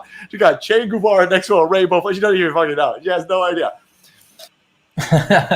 Mousecat says, I would press her and ask why she wants to be a teacher. Is she satiating her maternal feelings because she'll know she'll never have any of her own? Oh, tough talking from Mousecat. And then you'd get the FBI turn up at your house, Mousecat, for your terrorism. Because it's political. But anyway, all of these kids are subject to this. The kids are sitting there going, oh, fuck it, I don't care. And don't forget, this is what she's happy to put on camera. What goes on in these classrooms when the camera's off? What does she talk about? Can you imagine the kind of history this woman gives these kids? Can you imagine what she talks about America? Can you imagine what her feelings on patriotism are? Can you imagine what her feelings on hard work are? Can you imagine what her feelings on the southern border are like? You know, and she's not, this isn't just a one-off. The schools are filled with these. The universities are filled with them, and now they've got them at this age. You know, it's devastating, absolutely devastating. You know, in Germany, I think you're not allowed to homeschool your kids. In France, I don't think you're allowed. You know, you're not allowed. Someone might be able to confirm that or question it, but imagine not being allowed to homeschool your own children. No, they're my children. You know, in England, the government can step in if your 3-year-old wants to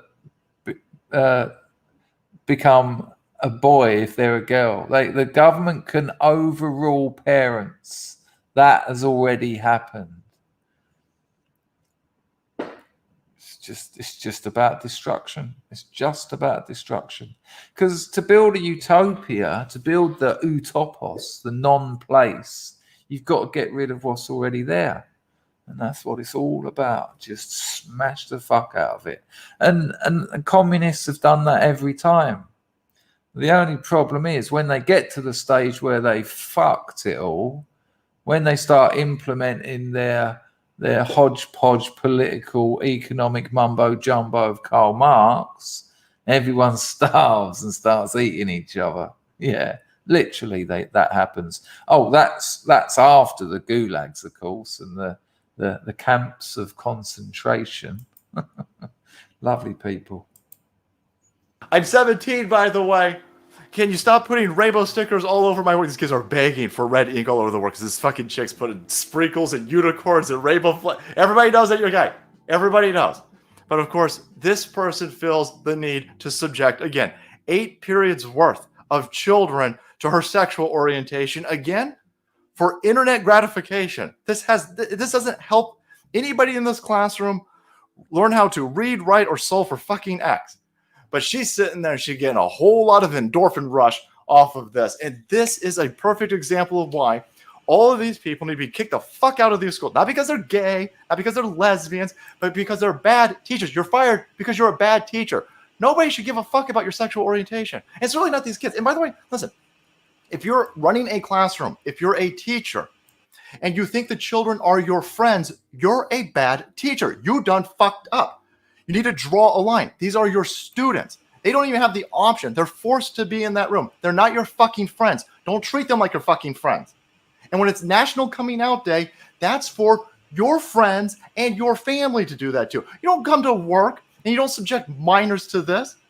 The same motherfucker, if she saw somebody with a thin blue line flag in the classroom or a Trump flag in the class, she'd be, oh, you gotta keep your fucking politics out of it. This is Yeah, and there's an actual story about that. I can't remember the details, but Moslab told me. I think, if you're still here, Moslab, correct me if I'm wrong, but I think Moslab's school, now I'm probably going to get this asked about it, but I think Moslab's school had a football team or something, and one of the local gathers was their coach or something. And so when the kids played football, the fans waved like thin blue line flags to support the police or something like that, and it all went crazy. People were like, you can't do that, or so, it's something like that. If you're in Moslab, if I got that all up around my neck or something, but something weird happened, oh no. But telling children your sexual orientation, as Salty Cracker said, for social media endorphin rushes, 8 times she done it, 8 different classes. Good gosh. Mousecat says we had a gay teacher, but it wasn't for everyone to know. We only did because he was seen with his boyfriend all outside of school. Yeah, we had gay teachers. No one give a shit. No one give a shit. It was weird. I said to my missus yesterday, I said, lady boys, I got it on video. I was going to show you, but I thought I don't really want it too much on the internet. I said to her, lady boys? She said, yeah. I said, what do you think about them? She said, yeah, they're all right. I said, yeah, they're all right, aren't they? Yeah. I said, do you think children should be able to do that? She said, what do you mean? I said, like 9, 10. She went, no. I said, who should decide? And she was like, well, they're mama and papa. I said, not the government. And I didn't say the government, but I said a name that she'd recognise as government. She said, no, of course not. I said, well, they do in England. And she just could not believe it. And I said, yeah, they intervene and they just, they'll take your kids away if you don't do that. And someone, I think you're a newcomer in these parts, mate, but someone just said that apparently it's a hate crime in Canada to, let me see if I can find it. Can you put that in the chat again, mate? Because, here we go. Imaginary person. I don't know if you're new around there or you've been lurking, but you're more than welcome, mate. Hate crime in Canada to not let your minor change gender. You can't make decisions like that at that age. Like I told you, I thought I was a monkey. Maybe go and read Johnny the Walrus. Oh, Amazon banned it. Right, okay, so that's cool. Go and watch the rest of that video because Cracker's brilliant. Right, a little bit of the show is going to start in a minute, people. Mousecat, thanks for that donation as well, by the way. Right, a bit of Memology 101, because we always do. So, I mean, again, I'll say it again, the transparency of evil. The fact that these people don't hide it, because they know there's no point. They haven't got the narrative anymore. They're struggling, CNN struggling to get 1 million viewers at prime time. They're being beaten by reruns of like 1970s cowboy dramas. You know, so it's just lies, just blatant, brazen lies and hypocrisy. This is mind blowing. I mean, the front of it. So while I won't give you another autopsy before we watch the video, it's only a couple of minutes long, but I'll let you know this now. Whatever you see her saying, do you think by the end of this clip she's going to be exposed as a hypocrite or not? You decide. Here we go. Memology 101.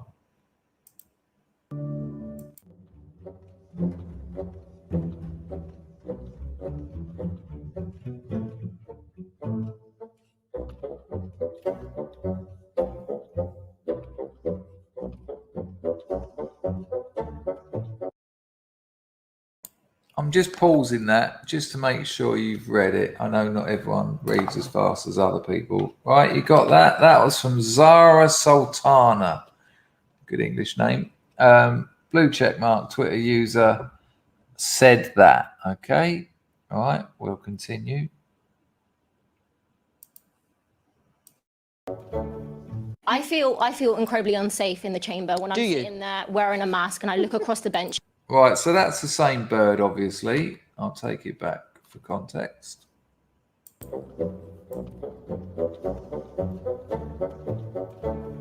I feel incredibly unsafe in the chamber when I'm sitting there wearing a mask and I look across the benches and I see most of the Tories not wearing masks. It makes me feel unsafe. It makes my colleagues unsafe. When no one was wearing a mask. They should have worn masks. But Labour Party, did you feel unsafe sitting at Labour Party conference? I'm sitting in the chamber, which can be very packed. Not wearing masks. I can sit in the chamber wearing a mask and I look across and I see hundreds of MPs not wearing masks. There are vulnerable MPs also sitting there, and I think it's a dangerous message to send to the rest of the country. And is it about a message? Because I mean, Julia's point anecdotally, but Julia's point that Labour MPs weren't wearing them at a party conference, should they have been?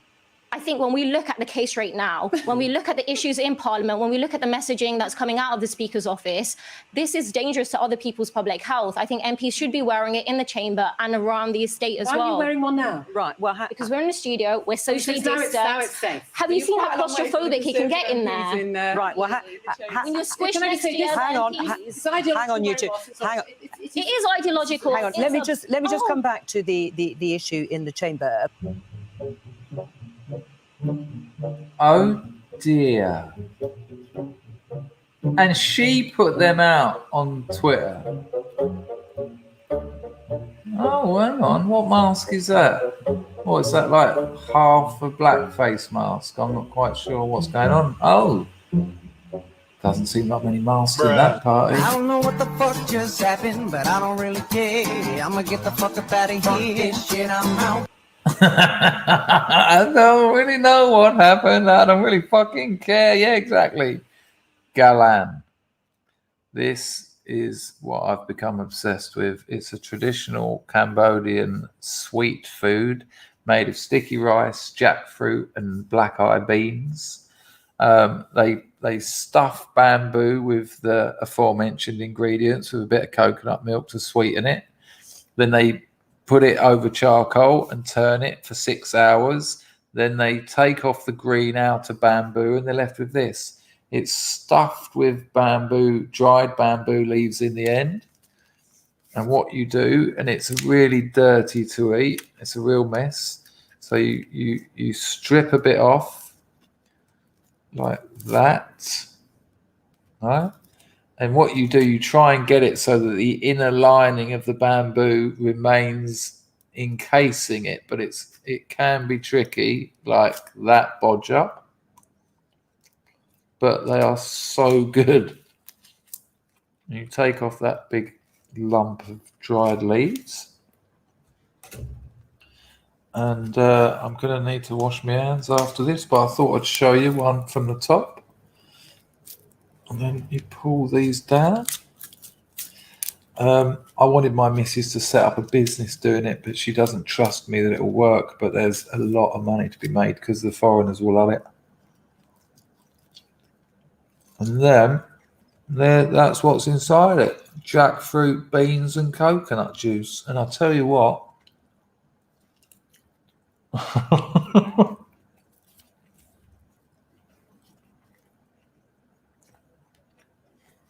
When I finish this one tonight, which I will, that'll be the second one I've had today.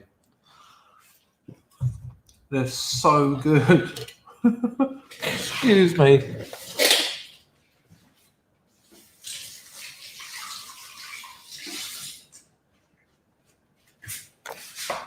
I'm sure you'll cut me a little bit of slack. It is now 2:30 in the morning, so please allow it. I don't. If you're new here, I don't usually eat on the streams, but it's 2:30, and I'm still going. I said I was told the missus I don't do an hour and a half. It's now. Oh my good lord. Yeah. I mean, just how can these people fake that passion? She can sit in that newsroom. She can send out those tweets. This is disgusting. This is public health. These people, I feel unsafe. Keep going. Another tweet, this and that and the other. and then just tweet pictures of her. I mean, is she that stupid that she just thinks no one is going to remember what she said 2 days before? Now there's just pictures of her out at a nightclub, you know. Just crack on, you know. Just crack on. Don't worry about the truth. Don't worry about reality. Those things don't seem to matter. Now, you could get away with that in the era before the internet, but you can't get away with that anymore. And these people seem to be slow to catch up on this. They seem to have been slow to work this out. Absolutely mad. Right, now there's a load more people here. I'm going to say a couple of things. I said, no, exactly, John. She doesn't care because she thinks she's got the media on her side. She thinks the communist propaganda, the media, is working for her, but it ain't. It isn't.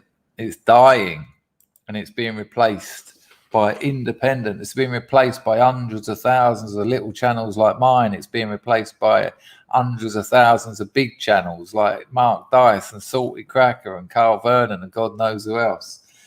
And they don't quite realize this yet. Well, I mean, certainly in America, come the midterms. Right, so people, there's a protest in Parliament Square this Saturday coming at midday. Now, a load of scrubs are going to be meeting up beforehand. I've got a place and a time. I've already given it to, I think, 5 people. And one of those is bringing a few of his mates along with him. So there's already about 9 people. So if you want to get to that protest, and I think you should if you can, I think it does have a role to play. If you want that information, email me, chris@chrisdangerfield.com. If we haven't spoken before over email, or if I don't know who you are, there'll be a few scrubs questions. But don't worry, you'll get a couple of chances because I know you won't know them all. But I can give you that information, and then you can all meet up there. It's away from the main protest. It's a place where you'll easily be able to know who the scrubs are, and then you'll just jump on a tube and you'll be in Westminster in no time at Parliament Square. So if you want to go to the protest, if you're on your own or if you're there with your missus and you want to be in a group of people and meet a load of scrubs in real life, which you really should be doing, I've no doubt there'll be some phone numbers exchanged. I've no doubt after the protest, a few of you will go for tea, a few of you might go for a few beers. You know, I would say take advantage of that. I'd love to be there, but it's a long flight. It's a lot of money. and I'd probably have to spend a couple of weeks in an expensive hotel somewhere, and I ain't going to be able to make that. But email me if you want that information of where and when to meet to go to that protest with a bunch of scrubs. I mean, even just to meet some new people that have got, you know, very similar sort of ideological and belief systems to yourselves. The other thing is we've had a Scrub Stock Music Festival. We had a Scrubs drawing competition. It wasn't a competition, a Scrubs gallery. And we had a Scrubs old photos of ourselves as teenagers looking like twats. Well, the new one, hence the name of this video, I need your, it is the Great Scrubs Meme Cannon Christmas Assault. You've got to make one meme. That's it, just one meme. Email it to me, chris@chrisdangerfield.com with meme in the subject heading. Don't send me two. Don't change your mind and send me another one, because the first one you send is going into the folder. Now, don't feel like you're going to be judged. I'll tell you now, every time we've done those kinds of things, so many people have said, oh, I wish I'd have done one. I wish I'd have made a bit of music. I wish I'd have done a drawing. I wish I'd have sent in some photos.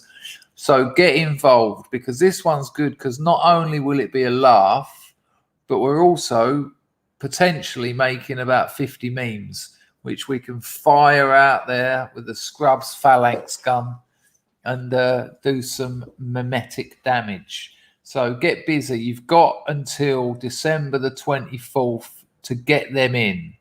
So I'll mention this on other streams to remind you, but don't leave it to the last minute. Just the one meme, get it to me, and that'll be excellent. I think we should be encouraging people to make memes, especially now, especially as there's local elections and there's general elections and there's all sorts of elections coming up. The normies want their lives back. We need to show them how they can get that. Nice one, people. Get involved. So many people wish they'd got involved in those other things. So get on it. Right. The show is going to start in a moment, people. Let me just. Okay, so this is absolutely peculiar. This is absolutely peculiar. It's only 55 seconds. I am going to stuff some Galan down my gob, but I'll mute myself.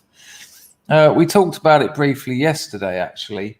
I mean, what happened when they banned alcohol in the prohibition years? Did alcohol disappear, or did they put loads of money into criminal hands? What happened when they banned cannabis? Not only did they put loads of money into criminal hands, but the cannabis got stronger because people wanted to move less volume because it was illegal. So what was a relatively low grade, relaxant, about 5% THC, is now around the 30% mark. It's a different drug that's now destroying teenagers' minds.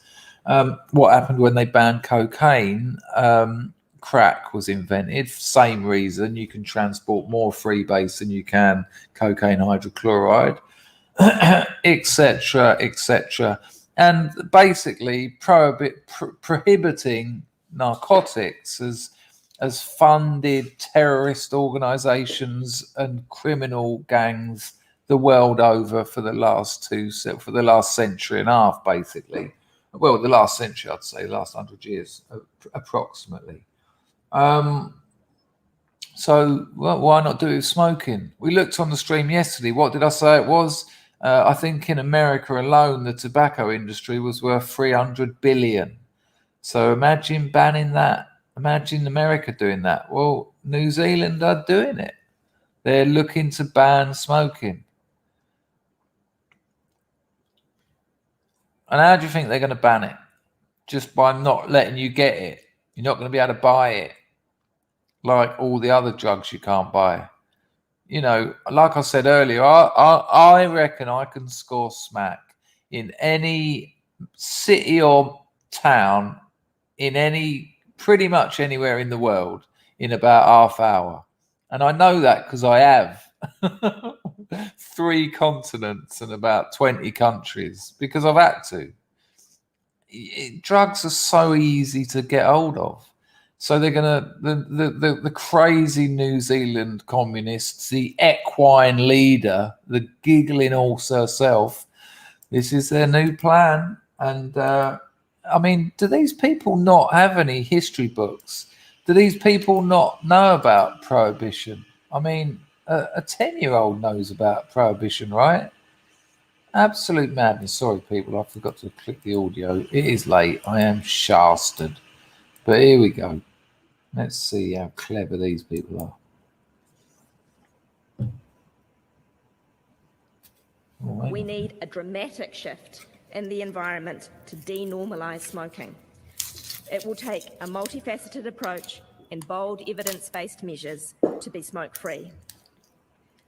We want to make sure young people never start smoking, so we are legislating for a smoke-free generation by making it an offence to sell or supply tobacco products to those aged 14 when the law comes into effect.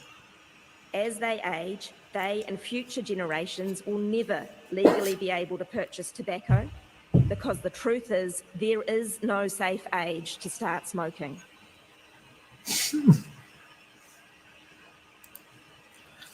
Guess what, darling? There's no safe age to start living.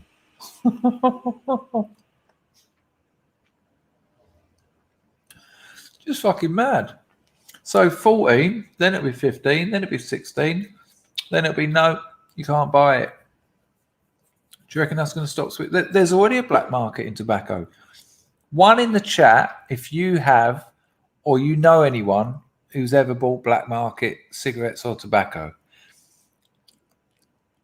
I'll fucking stick that galan up my arse if there's not a line of ones as long as my arm.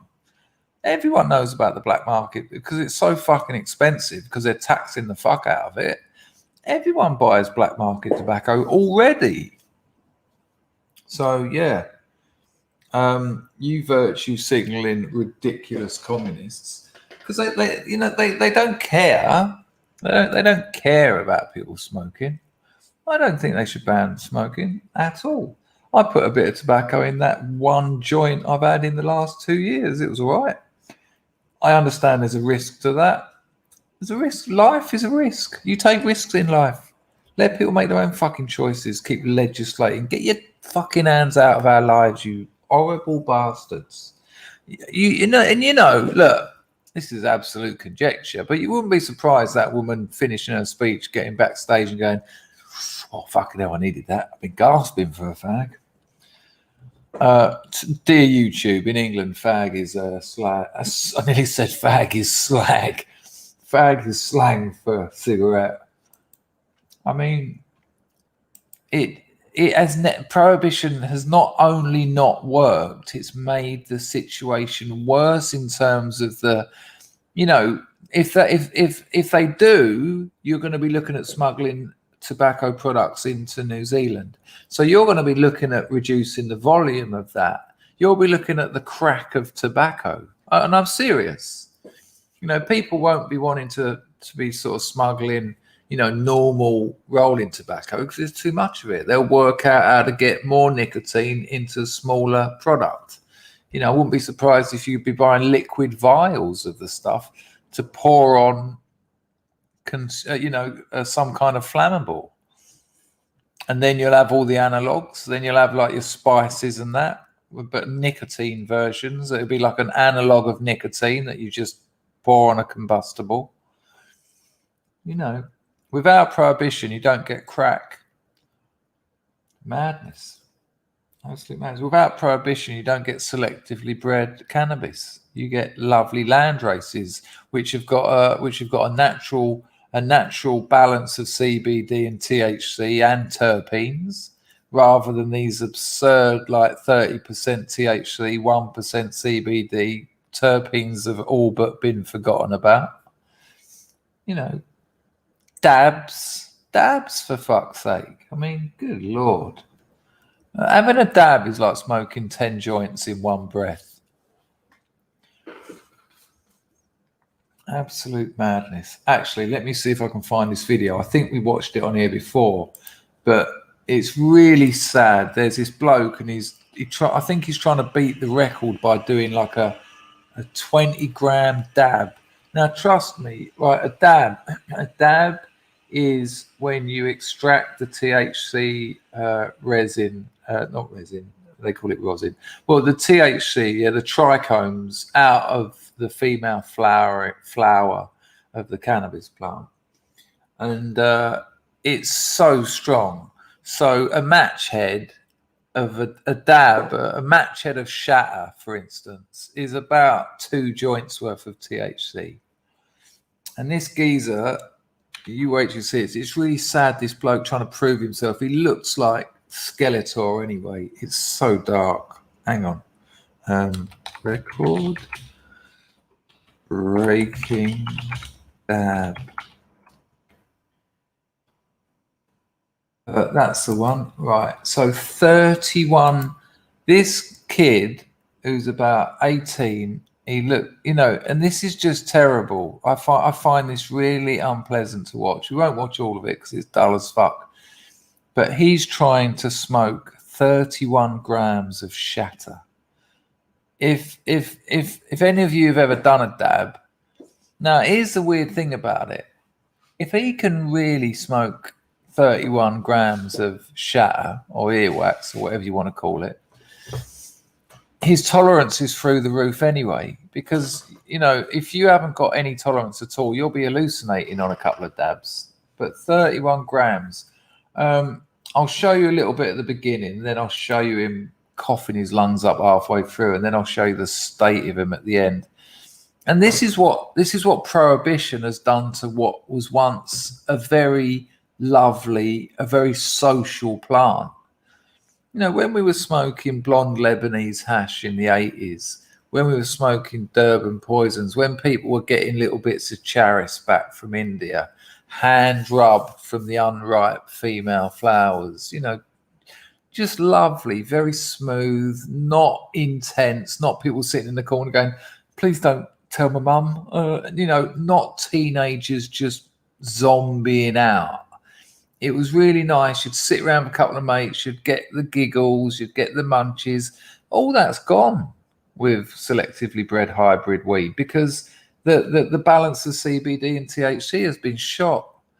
The terpene base has been shot. It's all bred for strength.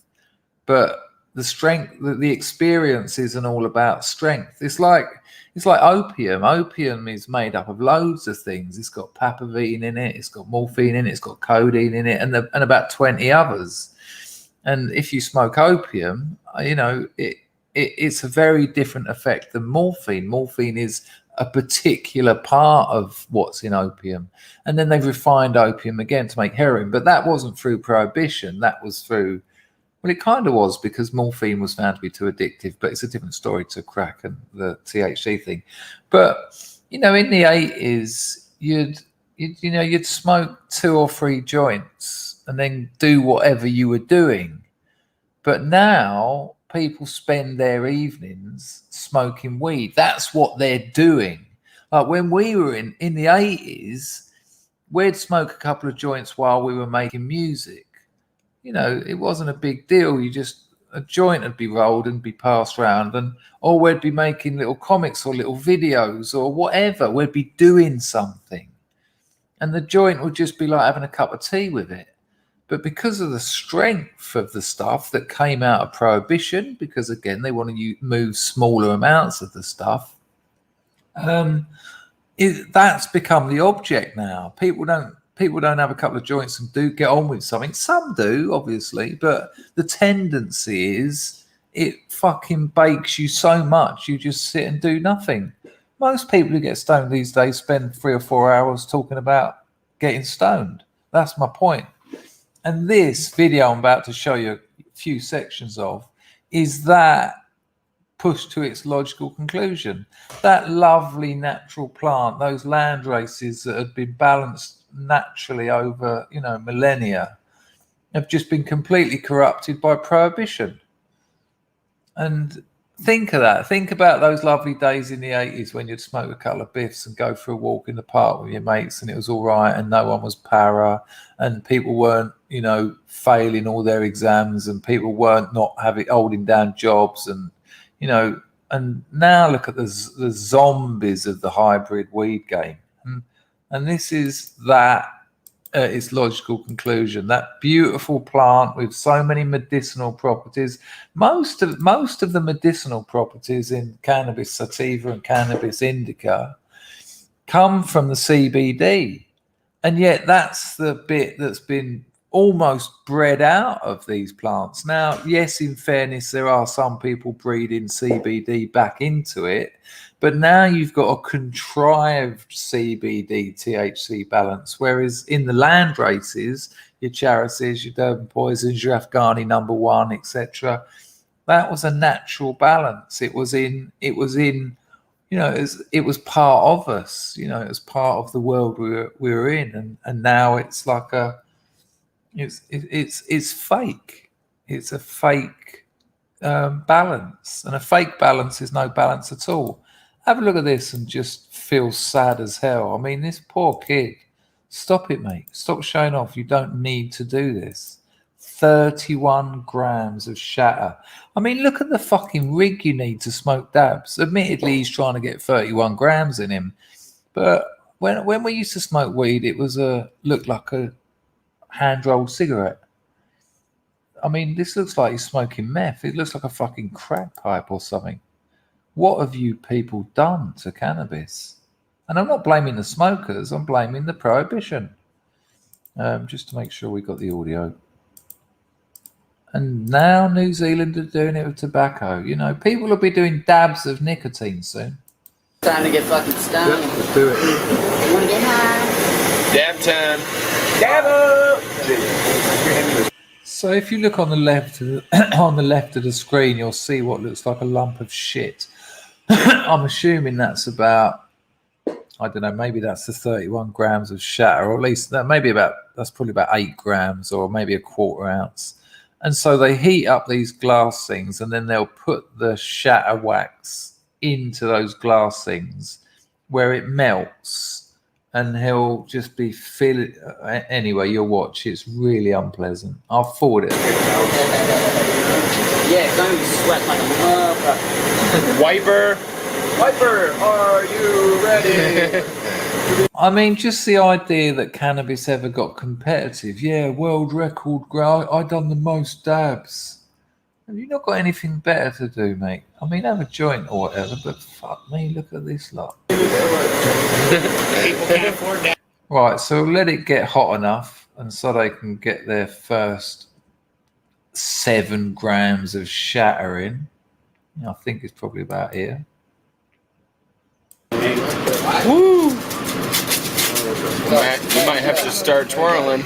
There we go. Hold on. So what you see hanging off his hand there, hang on, he's pissing about because he's enjoying the attention. What you see looks like a lolly stick. There you go, there. That is the trichomes, the little white things that you see on your nice bit of weed. That is them that have just been extracted from the female flower. It's void of terpenes on the whole. I mean, you can do live rosin, which is full of terpenes, but I can't see these mugs getting busy with that. Anyway, check it. Hey, alright, fuck it. So, hold on. No. I don't do everything. I say fuck it. We're ready for the hot ass dabs. Ready? World record. Right, before he does it, any stay highs in the chat, and I know there's a lot of you. Even you know that this is ridiculous. This is so far away from what the cannabis experience should be. You know, that massive lump of wax or shatter he's got there, that's probably about, let's try and work it out. Let's say that's a quarter ounce of shatter. I'd say that's probably been pressed out of about an ounce of of about 30% THC selectively bred cannabis. It's just such a shame. Oh shit. Oh shit. Oh, there it goes. There it goes. Oh, no, turn it back. God, this is... Oh, it's cold again. Somebody heat it up. Heat it. No? Okay. No. No, no, no.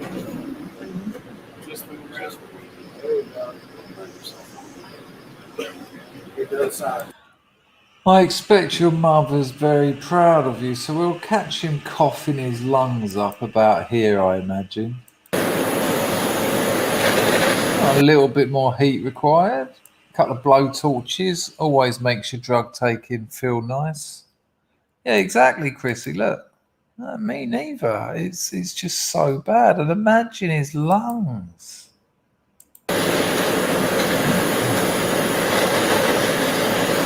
You wait, you see him at the end, and they're very quick to take the camera away because he looks like death. Keep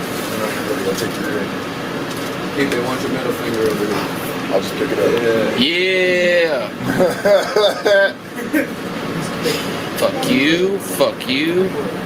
Fuck you. Fuck you. You're cool.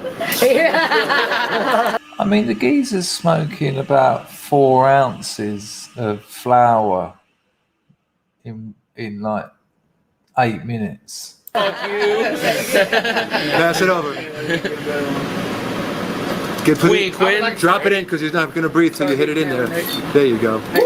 Beautiful. Drop it like a sign. Nate, get ready to heat it again. Drop it like a sign. This one's gonna be good. Oh, I smell this one. This. Welcome to the millennials, people. You know, well, you only get a little bit of how bad he looks at the end. You want this sauce? Done. Yeah. There you go. That tastes like asshole. So many different flavors. I told you it would. Hey, that's That for that was dope. 15-second guy. Go fuck yourself. 104. I can't believe you even called. And it ends there. Look, I'll press play and it'll stop.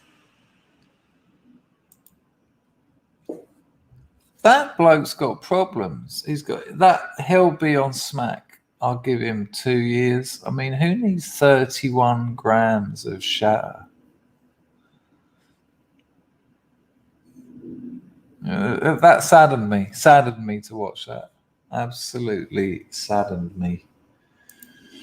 So yeah, I'm calling this now. If any country bans the selling of tobacco, there'll be dabs of nicotine, without a doubt.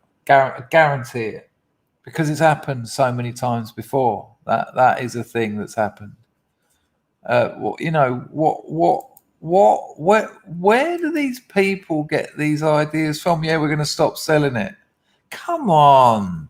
It's never worked. It's made things worse. And all it's going to do is put the multi-billion-dollar a year industry into the hands of criminals. Don't you think they've got enough money? You don't think terrorists have got enough money? You want to give them some more? You think people are going to stop smoking? I mean, look at this. Europe has got a terrible smack problem. Can't grow opium in England. It's shit. I've tried many times. It's jank. You can't grow it indoors because you need so much of it. I mean, you'd need a fucking warehouse to produce like a couple of days worth. And yet there's millions of junkies in Europe. So that, they're growing these poppies in Afghanistan. They're growing these poppies in the Golden Triangle in Asia. It's getting there every day. I've done the numbers once. We worked out the numbers, didn't we? Something stupid like 300 grand a week being stolen from people's houses, cars, muggings, whatever, just to pay for that stuff. Oh, well done. Prohibition worked. They're getting fucking like tons of the stuff into Europe daily. So they're going to ban tobacco in New Zealand, make the problem worse, and put a load of money into other people's pockets. Right, a massive. The show is going to start shortly, people. a massive change of gears here. I want you to listen to Joe Concha. And because I have been saying that we are now snowballing to the midterms. We've had loads of victories recently. They're going to continue. This is going to be the next 11 months are just going to be brilliant for us. It's just going to be victory over the communists, their own failures, of course. And Joe Concha talks about this quite well. I won't play all of it. Well, I might do actually, because I've moved it into it a little bit. This is from Fox News, but check it out. It's very interesting.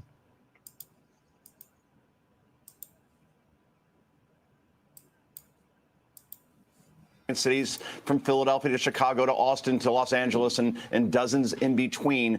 The president doesn't offer up that solution to answer your question, Carly. He takes the weekend off outside of running to Jimmy Fallon on Friday night and then to an award show at the Kennedy Center on Sunday night. Kamala Harris, also at the Kennedy Center, can't be bothered to visit the U.S. southern border or speak with any leaders from Mexico or Nicaragua or Guatemala, nor she, as a former district attorney and attorney general of California, can be bothered to address crime in any way, shape, or form. This is an administration who believes they can ignore a problem or lie about it and it will eventually go away. They don't want to do the hard work or answer the tough questions and poll after poll after poll.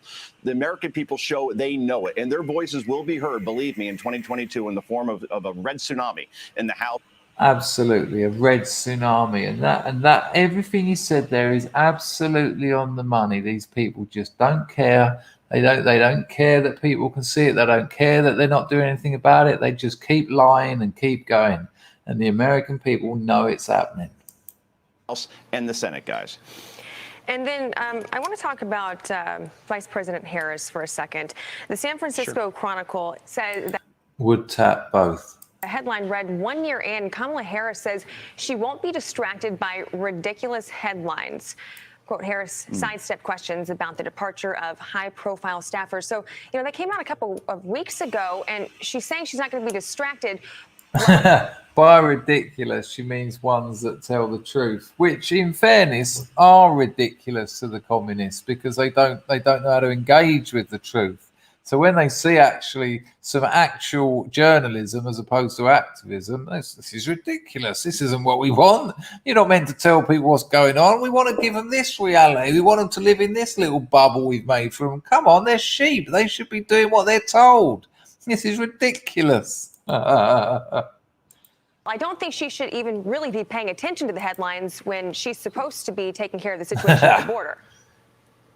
Precisely, Ashley, and not taking any questions since that piece came out, right? You'll find Kamala Harris in the back of a milk carton before you see her in front of a microphone actually addressing these issues. It's almost as if she's in for the job for either the cool parts, like going to the Kennedy Center, or eventually being the 2024 nominee. You saw a poll out this weekend that shows just 22%, barely 1 in 5. I hope to death she's a 2024 nominee. Please, Lord, make it happen. Please let Kamala, the giggling banshee, the howling hyena standing. She's got an 11% approval rate. I mean, that ain't even an approval rate, is it? 11%.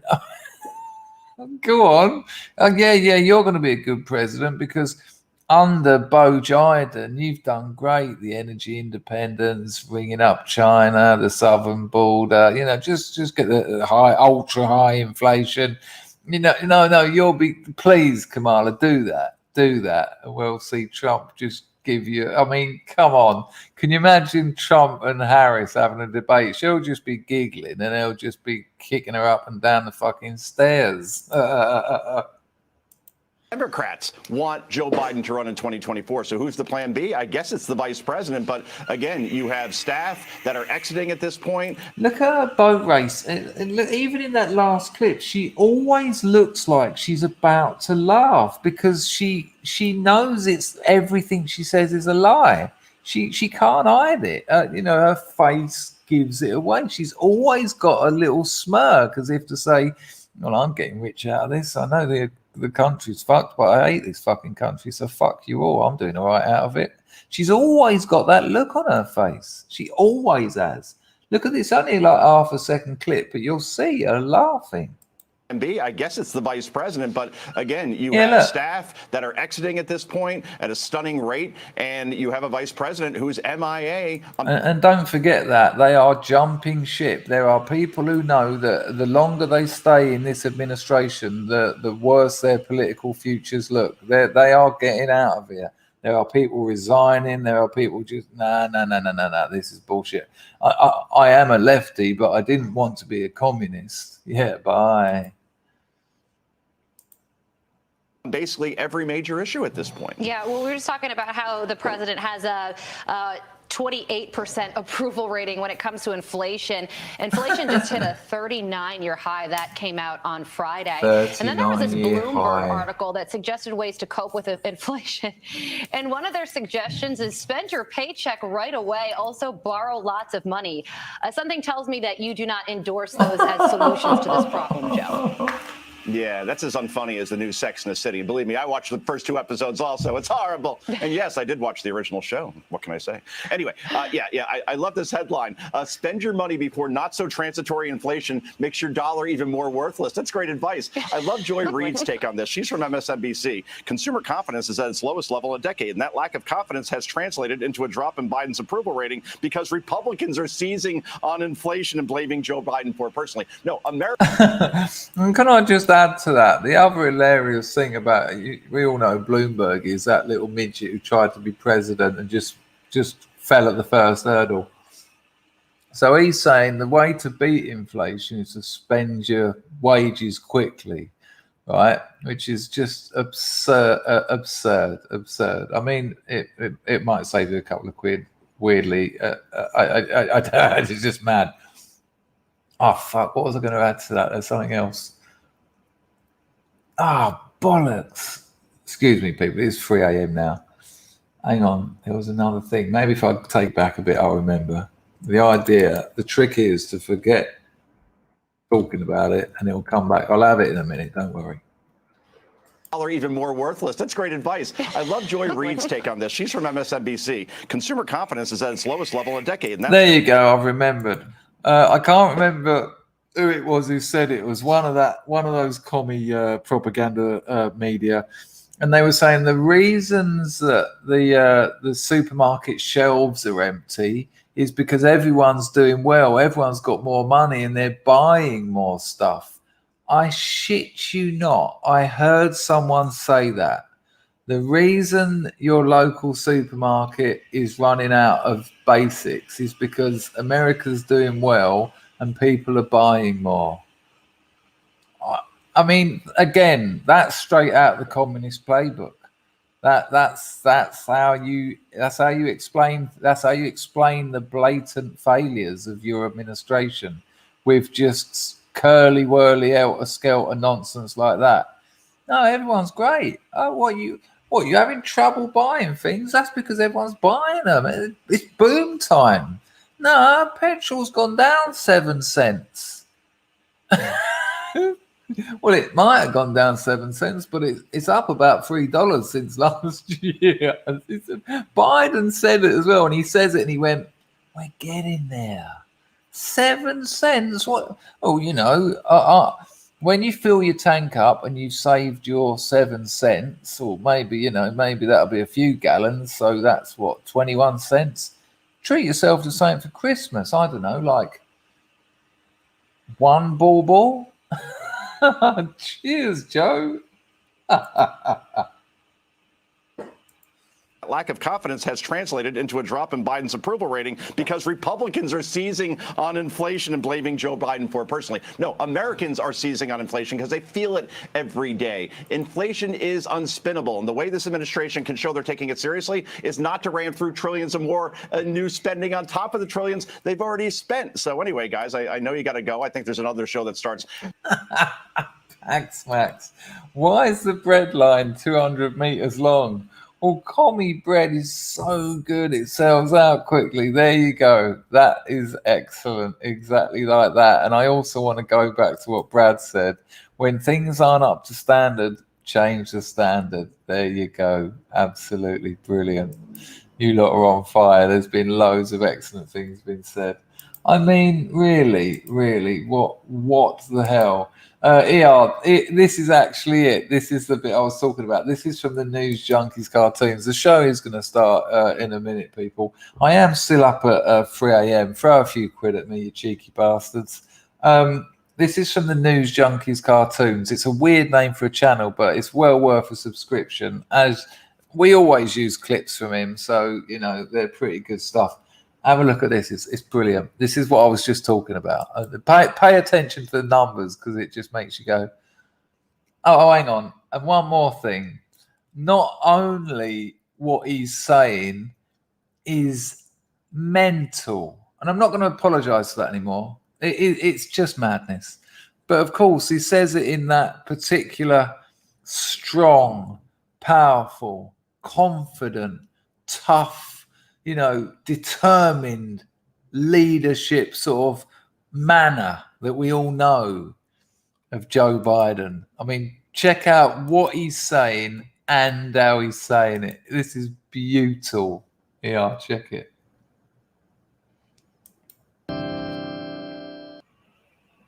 And those savings are starting to reach drivers now. Today, the average price you're paying here in Kansas City is below $2 a gallon, $3 a gallon. It's down to $2.90 a gallon. 20%. No, we're having that again. It's just too good. Now, today, the average price you're paying here in Kansas City is below $2 a gallon, $3 a gallon. It's down to $2.90 a gallon. 20% down from a month ago. Nationally, prices are down 7 cents a gallon and continue to fall. Wow. We're making progress. They're really showing themselves to do really well. Come on, man. Nationally, it's down 7 cents a gallon. It's down 102.25. Yep. Daisy. Nice one, Rags. It says entropy is offline. Good Lord. That'll probably be why it all dried up. Let me sort that out immediately. Oh my God, it fucking is as well. Good Lord. Bloody entropy costing me a fucking fortune. Right, hang on a minute. I'm going to get entropy sorted out right now. So if you have tried in the last hour and a half, do us a favor. I beg you. Hang on. It'll be up and running right now. I don't think it's entropy. I think it's my damn 9 years old computer. Here we go. We're back. Bosh.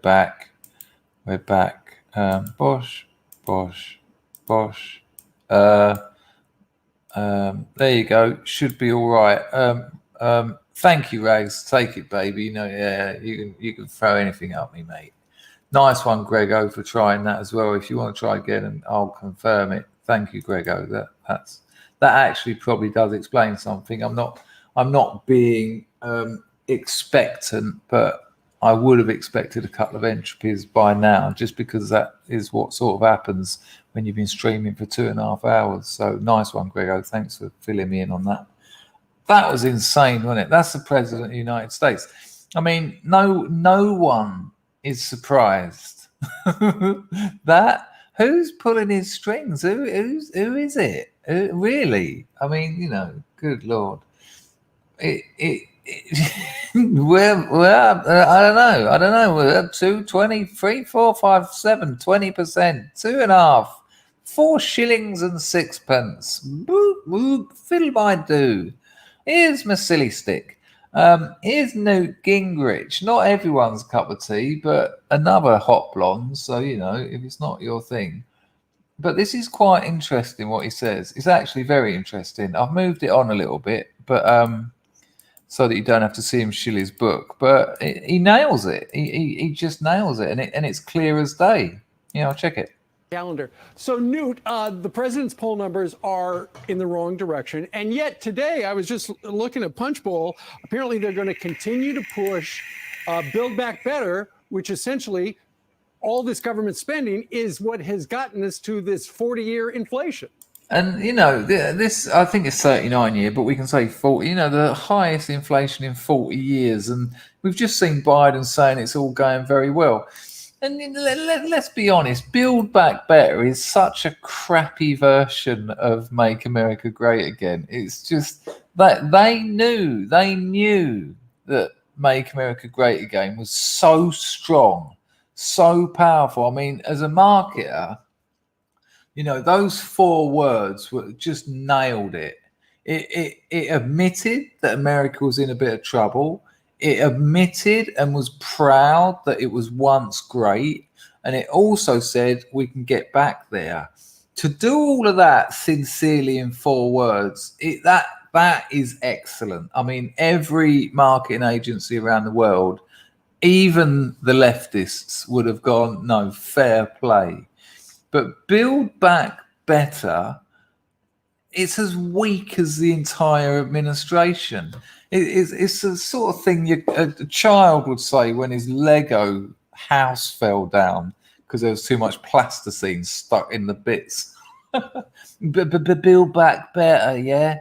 It's just Make America Great Again, but not as good. That's it. So cheap. Yeah, anyway, I'll take it back for a bit of context. Apparently, they're going to continue to push Build Back Better, which essentially all this government spending is what has gotten us to this 40-year inflation. Look, I think the country understands that even more spending just increases the inflation rate. The numbers last month were the worst in 40 years. And that means if you're a working American or you're American on a limited income, you're paying more for gasoline, Thanks, more for Joe. rent, more for food. It is a direct assault on the standard of living of most Americans. But here's the problem: if you're Biden and Pelosi and Schumer, you know you're already discounting next year and assuming you're going to get wiped out. So you're trying to drive through everything to pay off your allies before the catastrophe hits. And there you go. And that's what I have been saying for the last 2 weeks. They know this is over. They know it's finished. And he said something there that I'd missed. I've told you this. They are doing as much damage as possible. The transparency of evil. They don't try and hide it. The media, their propaganda wing has lost control of the narrative. Fuck it. Let's just damage everything and keep our coffers coming in. Pelosi's insider trading. If you want to try getting involved in a bit of day trading or a bit of week trading, I wouldn't advise it. I'd say long-term index investing. But if you want to, see what Pelosi's buying and do it. And when she sells, sell it. Because she's insider trading. Her family has made billions off the back of it. And he just said it. They're trying to do as much. They don't care. They know it's over. They know it's over. Any fool can look at the state of the USA now compared to last year and say it's fucked. It's a fucking mess. It's crime riddled. They still want to defund the police. You can shoplift. You've got this new attorney general who's going to say that resisting arrest isn't a crime, drug dealing isn't a crime, including the likes of fentanyl, by the way. You know, it's just absurd. There's 2 things they want to do: smash the country to pieces so where it gets to the point of no return. That's the risky bit. You know, get as many people flooding in from South America. You know, Biden said it, an endless stream of immigration. Just keep getting them in. Offer them $500,000. Remember that one that was floated? We're going to give them $500,000 for reparations for Trump. Oh, no. Yeah, well, that's not going to encourage more, is it? You know, all that. So they want to do as much damage because they hate America. They're not patriots. They're the inverse. They hate that country. They hate everything it stands for. And yet they want to make sure they get as much money out of it as the ship is sinking. They want to loot it for everything they can. And it's a very interesting thing he says there: pay off their allies. You know, their corporate overlords. And they know it's over. They know it's over, and it is. I guarantee it. The midterms will just be. I'll stream the whole fucking thing. Nice one, Ian. Dying with reflux and a marathon hiccup session. It's better than sneezing 6 times in a trot, where every time you do it, you feel like your rib cage is going to come out your back. Stay strong, Ian. You're doing well, mate. You're nearly there. You're nearly there. Thank you for the donation. Appreciate it. I think I saw another one come through. Hang on, people. Let me just check. I can't be begging for them and then miss them. Nice one, Anglo. I'm late on parade, Chris. Oi, nice to see you. Better late than never. The show's nearly going to start, actually, Anglo. So nice to see you, though, mate. Amazing. Build back better. Global communism. Yeah, well, certainly USA communism, without a doubt. I mean, the damage they've done to everywhere else. Excuse me, people. Somewhat losing my voice. Nice one, Grego. Let me just do a little bit of background hacking. I will show you the rest of that Newt Gingrich bit because he comes on to say something even more incredible in a moment. Nice one, Grego, for the 10-bit. He says, I'm beating inflation by donating my money to you on Entropy. Cheers.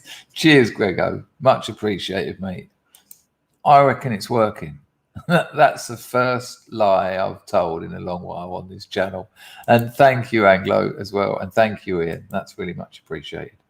I'm pissed about that Entropy, though. People get pissed off of it and they just think, I ain't got time for that again. Right, people, let's have a watch the rest of this because it's good. He goes on to say more, but I will play that bit again because that's really key and it's something that I'd missed, actually. So here we go. Discounting next year and assuming you're going to get wiped out. So you're trying to drive through everything to pay off your allies before the catastrophe hits. And I think it's a little bit like people who are trying to build a house on a beach while a tsunami's coming, and they're trying desperately to finish the house, and this wave gets bigger every week. And I'm amazed by it. It'll be very interesting to see if Joe Manchin caves, because what you're seeing is a network of political power in Washington against the entire rest of the country. Amazing. Just say it. That's exactly what it is. A network of political power against the rest of the country. Now, where have I seen that before? What was it? Soviet Union, that's it. I mean, it doesn't... Where else have I seen that before? Chairman Mao's China. Where else have I seen that before? What was it? Pol Pot. That's what this is. It really is. It's just a bunch of bastards wrecking a nation that they despise and filling their pockets while the ship sinks. It's just mad. What an absolute mess. And that's why it's happened so fast. I mean, how many of those orders did Joe Biden sign off in his first day? Something like 40. It's just like as soon as he got in, right, let's fuck it. And keep your eyes on that a new attorney general they've tried to put in. If she gets in, I mean, and they want her in, they know she's going to destroy the place. That is a big one because at the moment the communist district attorneys are in Democrat states, so they're shitting on their own doorstep. But if the Attorney General is a commie, well, that really does put things on a slippery slope. Good Lord. And Manchin and Sinema so far have sort of stood outside of that network and said, are you guys crazy? But the pressure builds every week to go ahead and pass something. Right. And and I think that's where they're at. And so I think it's going to get worse, not better. CBO came out and blew up the whole plan. Said it's going to cost much more than they're saying. And they said, well, that's a fake CBO report. I mean, are you kidding me? That was the thing I was going to say, by the way. When he talks about pay off their allies, I want to remind you about the incredible amount of weapons they left in Afghanistan. It weren't just like fucking automatic weapons. This was bulletproof gear, night vision stuff, helicopter technology. When the enemy gets hold of your peak technology, they then understand it. And yes, operating manuals were left behind too. And so when he talks about paying off allies, that isn't simply just cash. That's also things like look after your opium crop. Yeah, no, Yeah. No, we've left it for you.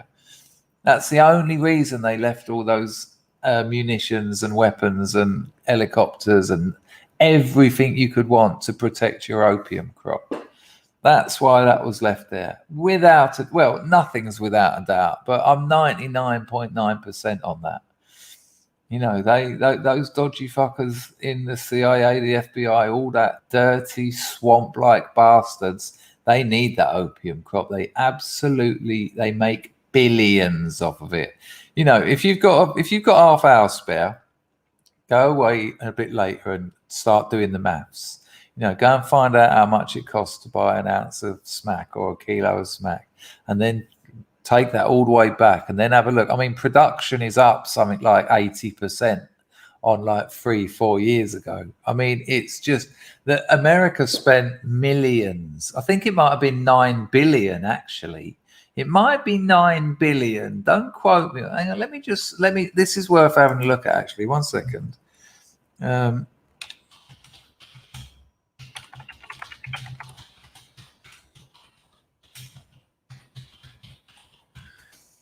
See if I can get this right. Yeah, 9 billion. Listen to this, right?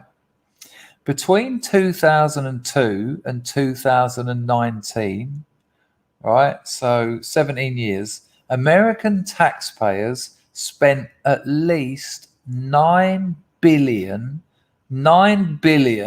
of American taxpayers' money to eliminate the poppy fields that produces almost all of the world's heroin, but instead ended up tripling that production, quadrupling the acreage covered by the poppies, and intensifying the insurgency that plagued the country and now owns it. And just underneath that, from Reuters, why the only winner of America's war in Afghanistan is opium.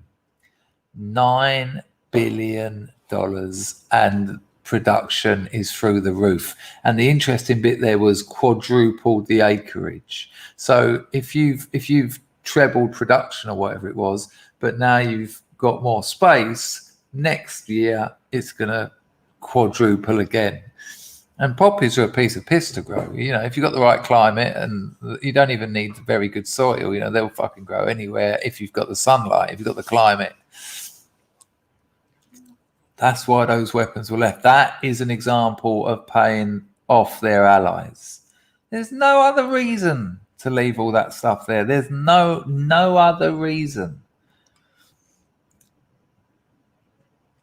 Dodgy bastards, aren't they? And they dodgy bastards. Thank you, Chrissy. Machano Caprusha Tutar. Thank you, Grego, for that 10-bit as well. Mr. MF drops an entropy. He says, I'm rolling in Biden's bucks now.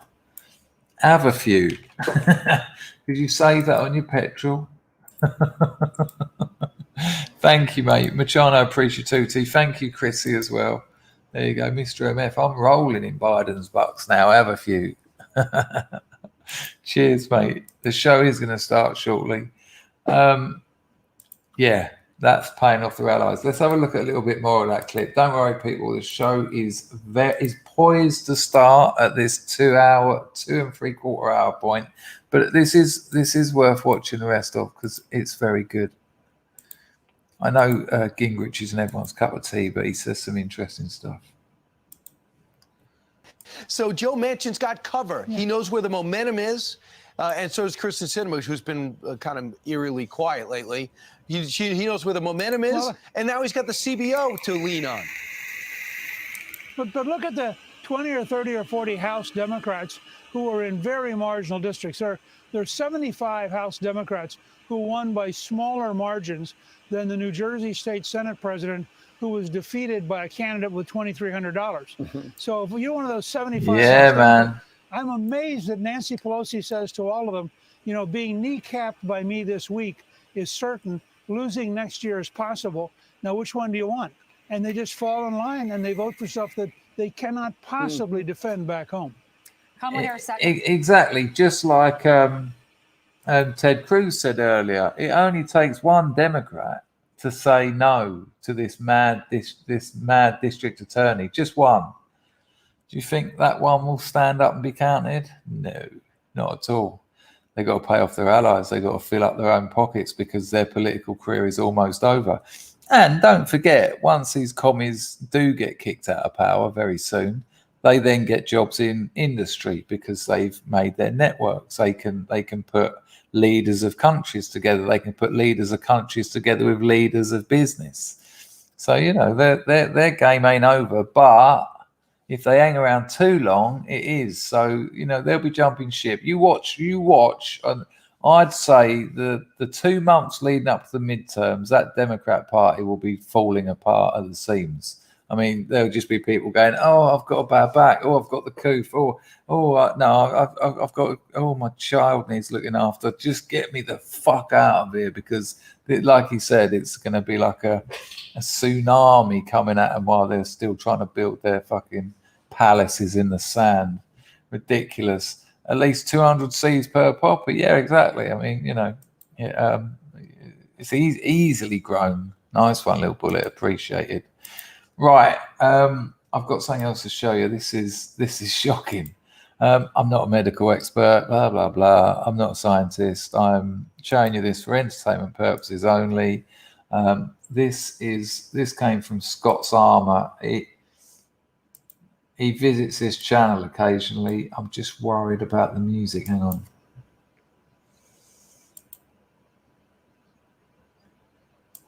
I'm going to risk it because we're coming towards the end anyway now, so I can always clip it. This is from Scott's Armour. Check this out. This is again the transparency of evil. This is from Scott's Armour, right? Have a look at this. Well, I don't know if he made it, but that's where it came from. It's on TikTok. It's actually Vigilante Citizen made it. All right, check it out. Hang on. If I'm going to risk it, I might as well actually put the music on. Have your minds blown, people. The ghost that you left behind here.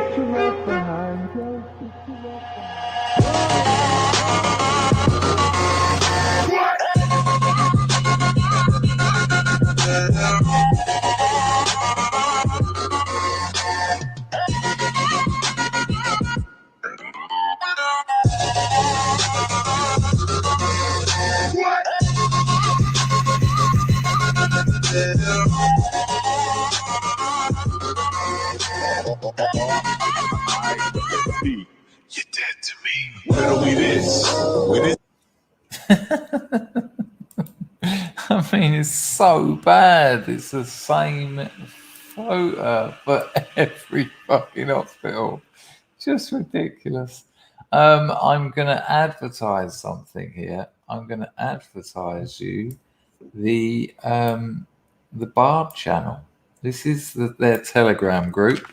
I'm putting the link in the chat now. Rags is makes frequent appearances. I never quite work out whether he's one of them or not.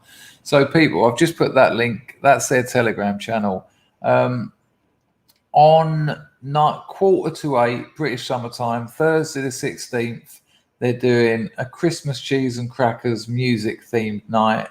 To contribute or recommend songs to the show, you can talk to them on Telegram.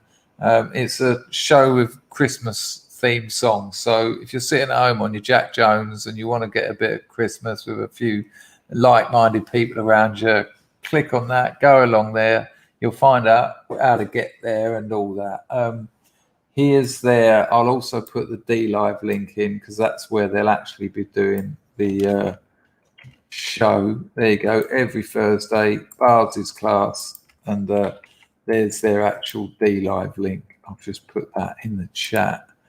Right, people, I think the show's about to start. Give me a second. If you're new here, I don't think there's any new people left here, is there? Get on my Substack. All right, I'm just looking in the chat. I know every single one of you. But if you happen to be new and you like reading short stories, Substack, link in the description. Loads of people are reading my stuff now. It's going through the roof. It's amazing. I'll never monetize it. There's 13 stories in the archive. and any new ones are right, and there'll be a new one coming out next week as soon as the missus goes home. That'll get emailed straight to you. We're not quite over yet though, people. The show is just about to start. Don't forget, people, the two biggest takeaways from today's show are this. If you want to go to the protest on Saturday the 18th at Parliament Square, and you want to meet up with a load of scrubs beforehand so you can go as a group, email me, chris@chrisdangerfield.com. I'll give you the location, the time, the place, and you'll be able to go and sit down somewhere inside. It ain't a boozer. You'll be able to go and sit down inside. You'll be able to meet up with all the scrubs, and you'll be over in Parliament Square in about 10 minutes. So I've got a time and a place. Email me, and I'll give you those details. Also, get your memes in before, not on. So the deadline is really 23rd of December. Put meme in the subject line. Just put a meme together. Just make a meme. Make a meme. Attack the commies. Attack anyone you want who's been causing you problems. Have a look. If you're not confident around it, just type in meme into Google. Have a look at a few. You know, they don't have to be spectacular, but every time we've done things like this before, loads of people have been gutted that they didn't join in. No one's going to look at your meme and go, that's shit. No, we're very supportive. The fact that you made an effort. And the good thing about this one, unlike the music one and the gallery and all that, is that we might get 30, 40, 50 memes out of this, and boom, they go out there and they change things. They wake people up. They get people active. They get people engaged. So get on that. Don't leave it to the last minute. Start thinking about that over the next couple of minutes. Rags wants to know if the show started. Well, we're getting there. You know, we're almost there. I've just got a couple of things to do, and we'll be there. 1 second. Oops. All right, 1 second. 1 second. 1 second. Let me just make sure. I think I missed another little super chat there. Excuse me, people. Maybe I did. Maybe I didn't. Oh, no, I got that. Thanks, Bullet, for that. Let me just check entropy. No, we're all good there. Okay, people, the show has started now. I'll be putting your comments on the screen as we go. I will see you about 8:30, 9:30 start time tomorrow morning. I want to thank Moslab and Rags for looking after the place. Special thank you. Oh, and a guest appearance mod from Dual Citizen. I want to thank everyone who donated. That's always Marciano Capricitato. I want to thank Rags for helping me out with the clips all week. I haven't had a lot of time on my hands, so he's been an absolute diamond. I want to thank all you scrubs for getting busy in the chat, keeping things going without you talking. I've got nothing to work with, and it's just lovely. It's a real privilege to be able to do this stream and know that I'll get viewers. Look after yourselves. Enjoy enjoy the rest of your Monday. It's Tuesday tomorrow. Hang on, let me just check that out. Yeah. I mean, that's almost the weekend, isn't it? Anyway, bless you all. Look after yourselves and those you love. And don't forget to tell them that you love them, because we tend to forget and they need to know. Look after yourselves. Here's Bally G. Rock it, son.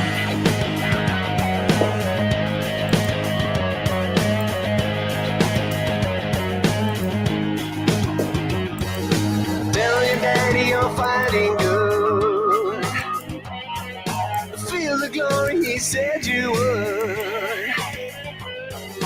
Tell your mama you're coming home.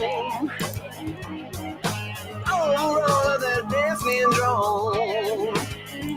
But you realize you've been sold when you feel the enemy's cold hard steel. Feel the dawn of your final day. Feel the fear and go anyway. Get right in that big black plane. Andrew, there was no link to that one, mate, because it was on Telegram. Go to Scott's Armour's Telegram group, you'll find it there.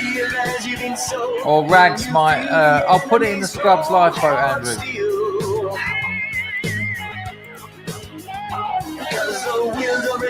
No, you ain't. No, you ain't.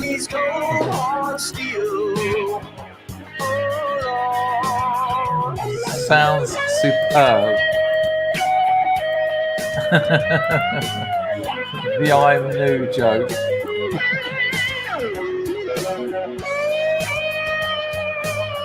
No, but that's a terrible bit of spelling. No worries, man. Hello, Matt, 91. There was 130 of us over there on YouTube, people. Sign up. I stream twice a day. But most of us are over on the tubes. Because I stream for 5 hours a day and they're anti-glare glasses.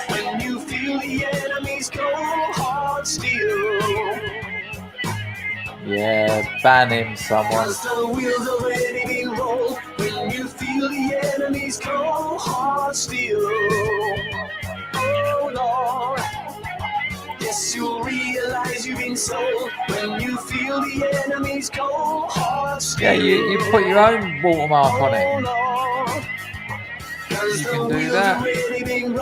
When you feel the enemy's cold heart steel. Oh, amazing, Andy. Nice one.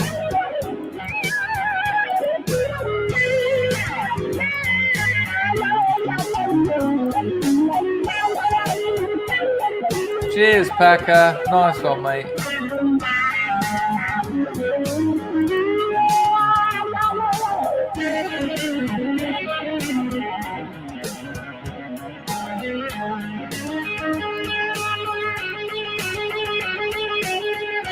Cheers, Ludwig. There you go. Link to the Vigilante Citizen. I think I've missed some comments, but sorry, people. I am absolutely shattered. It's been a real pleasure, people. I will see you in the morning. Right. Get that. Email me if you want to get to that Scrubs IRL before the protest and get your memes to me. Ta-da.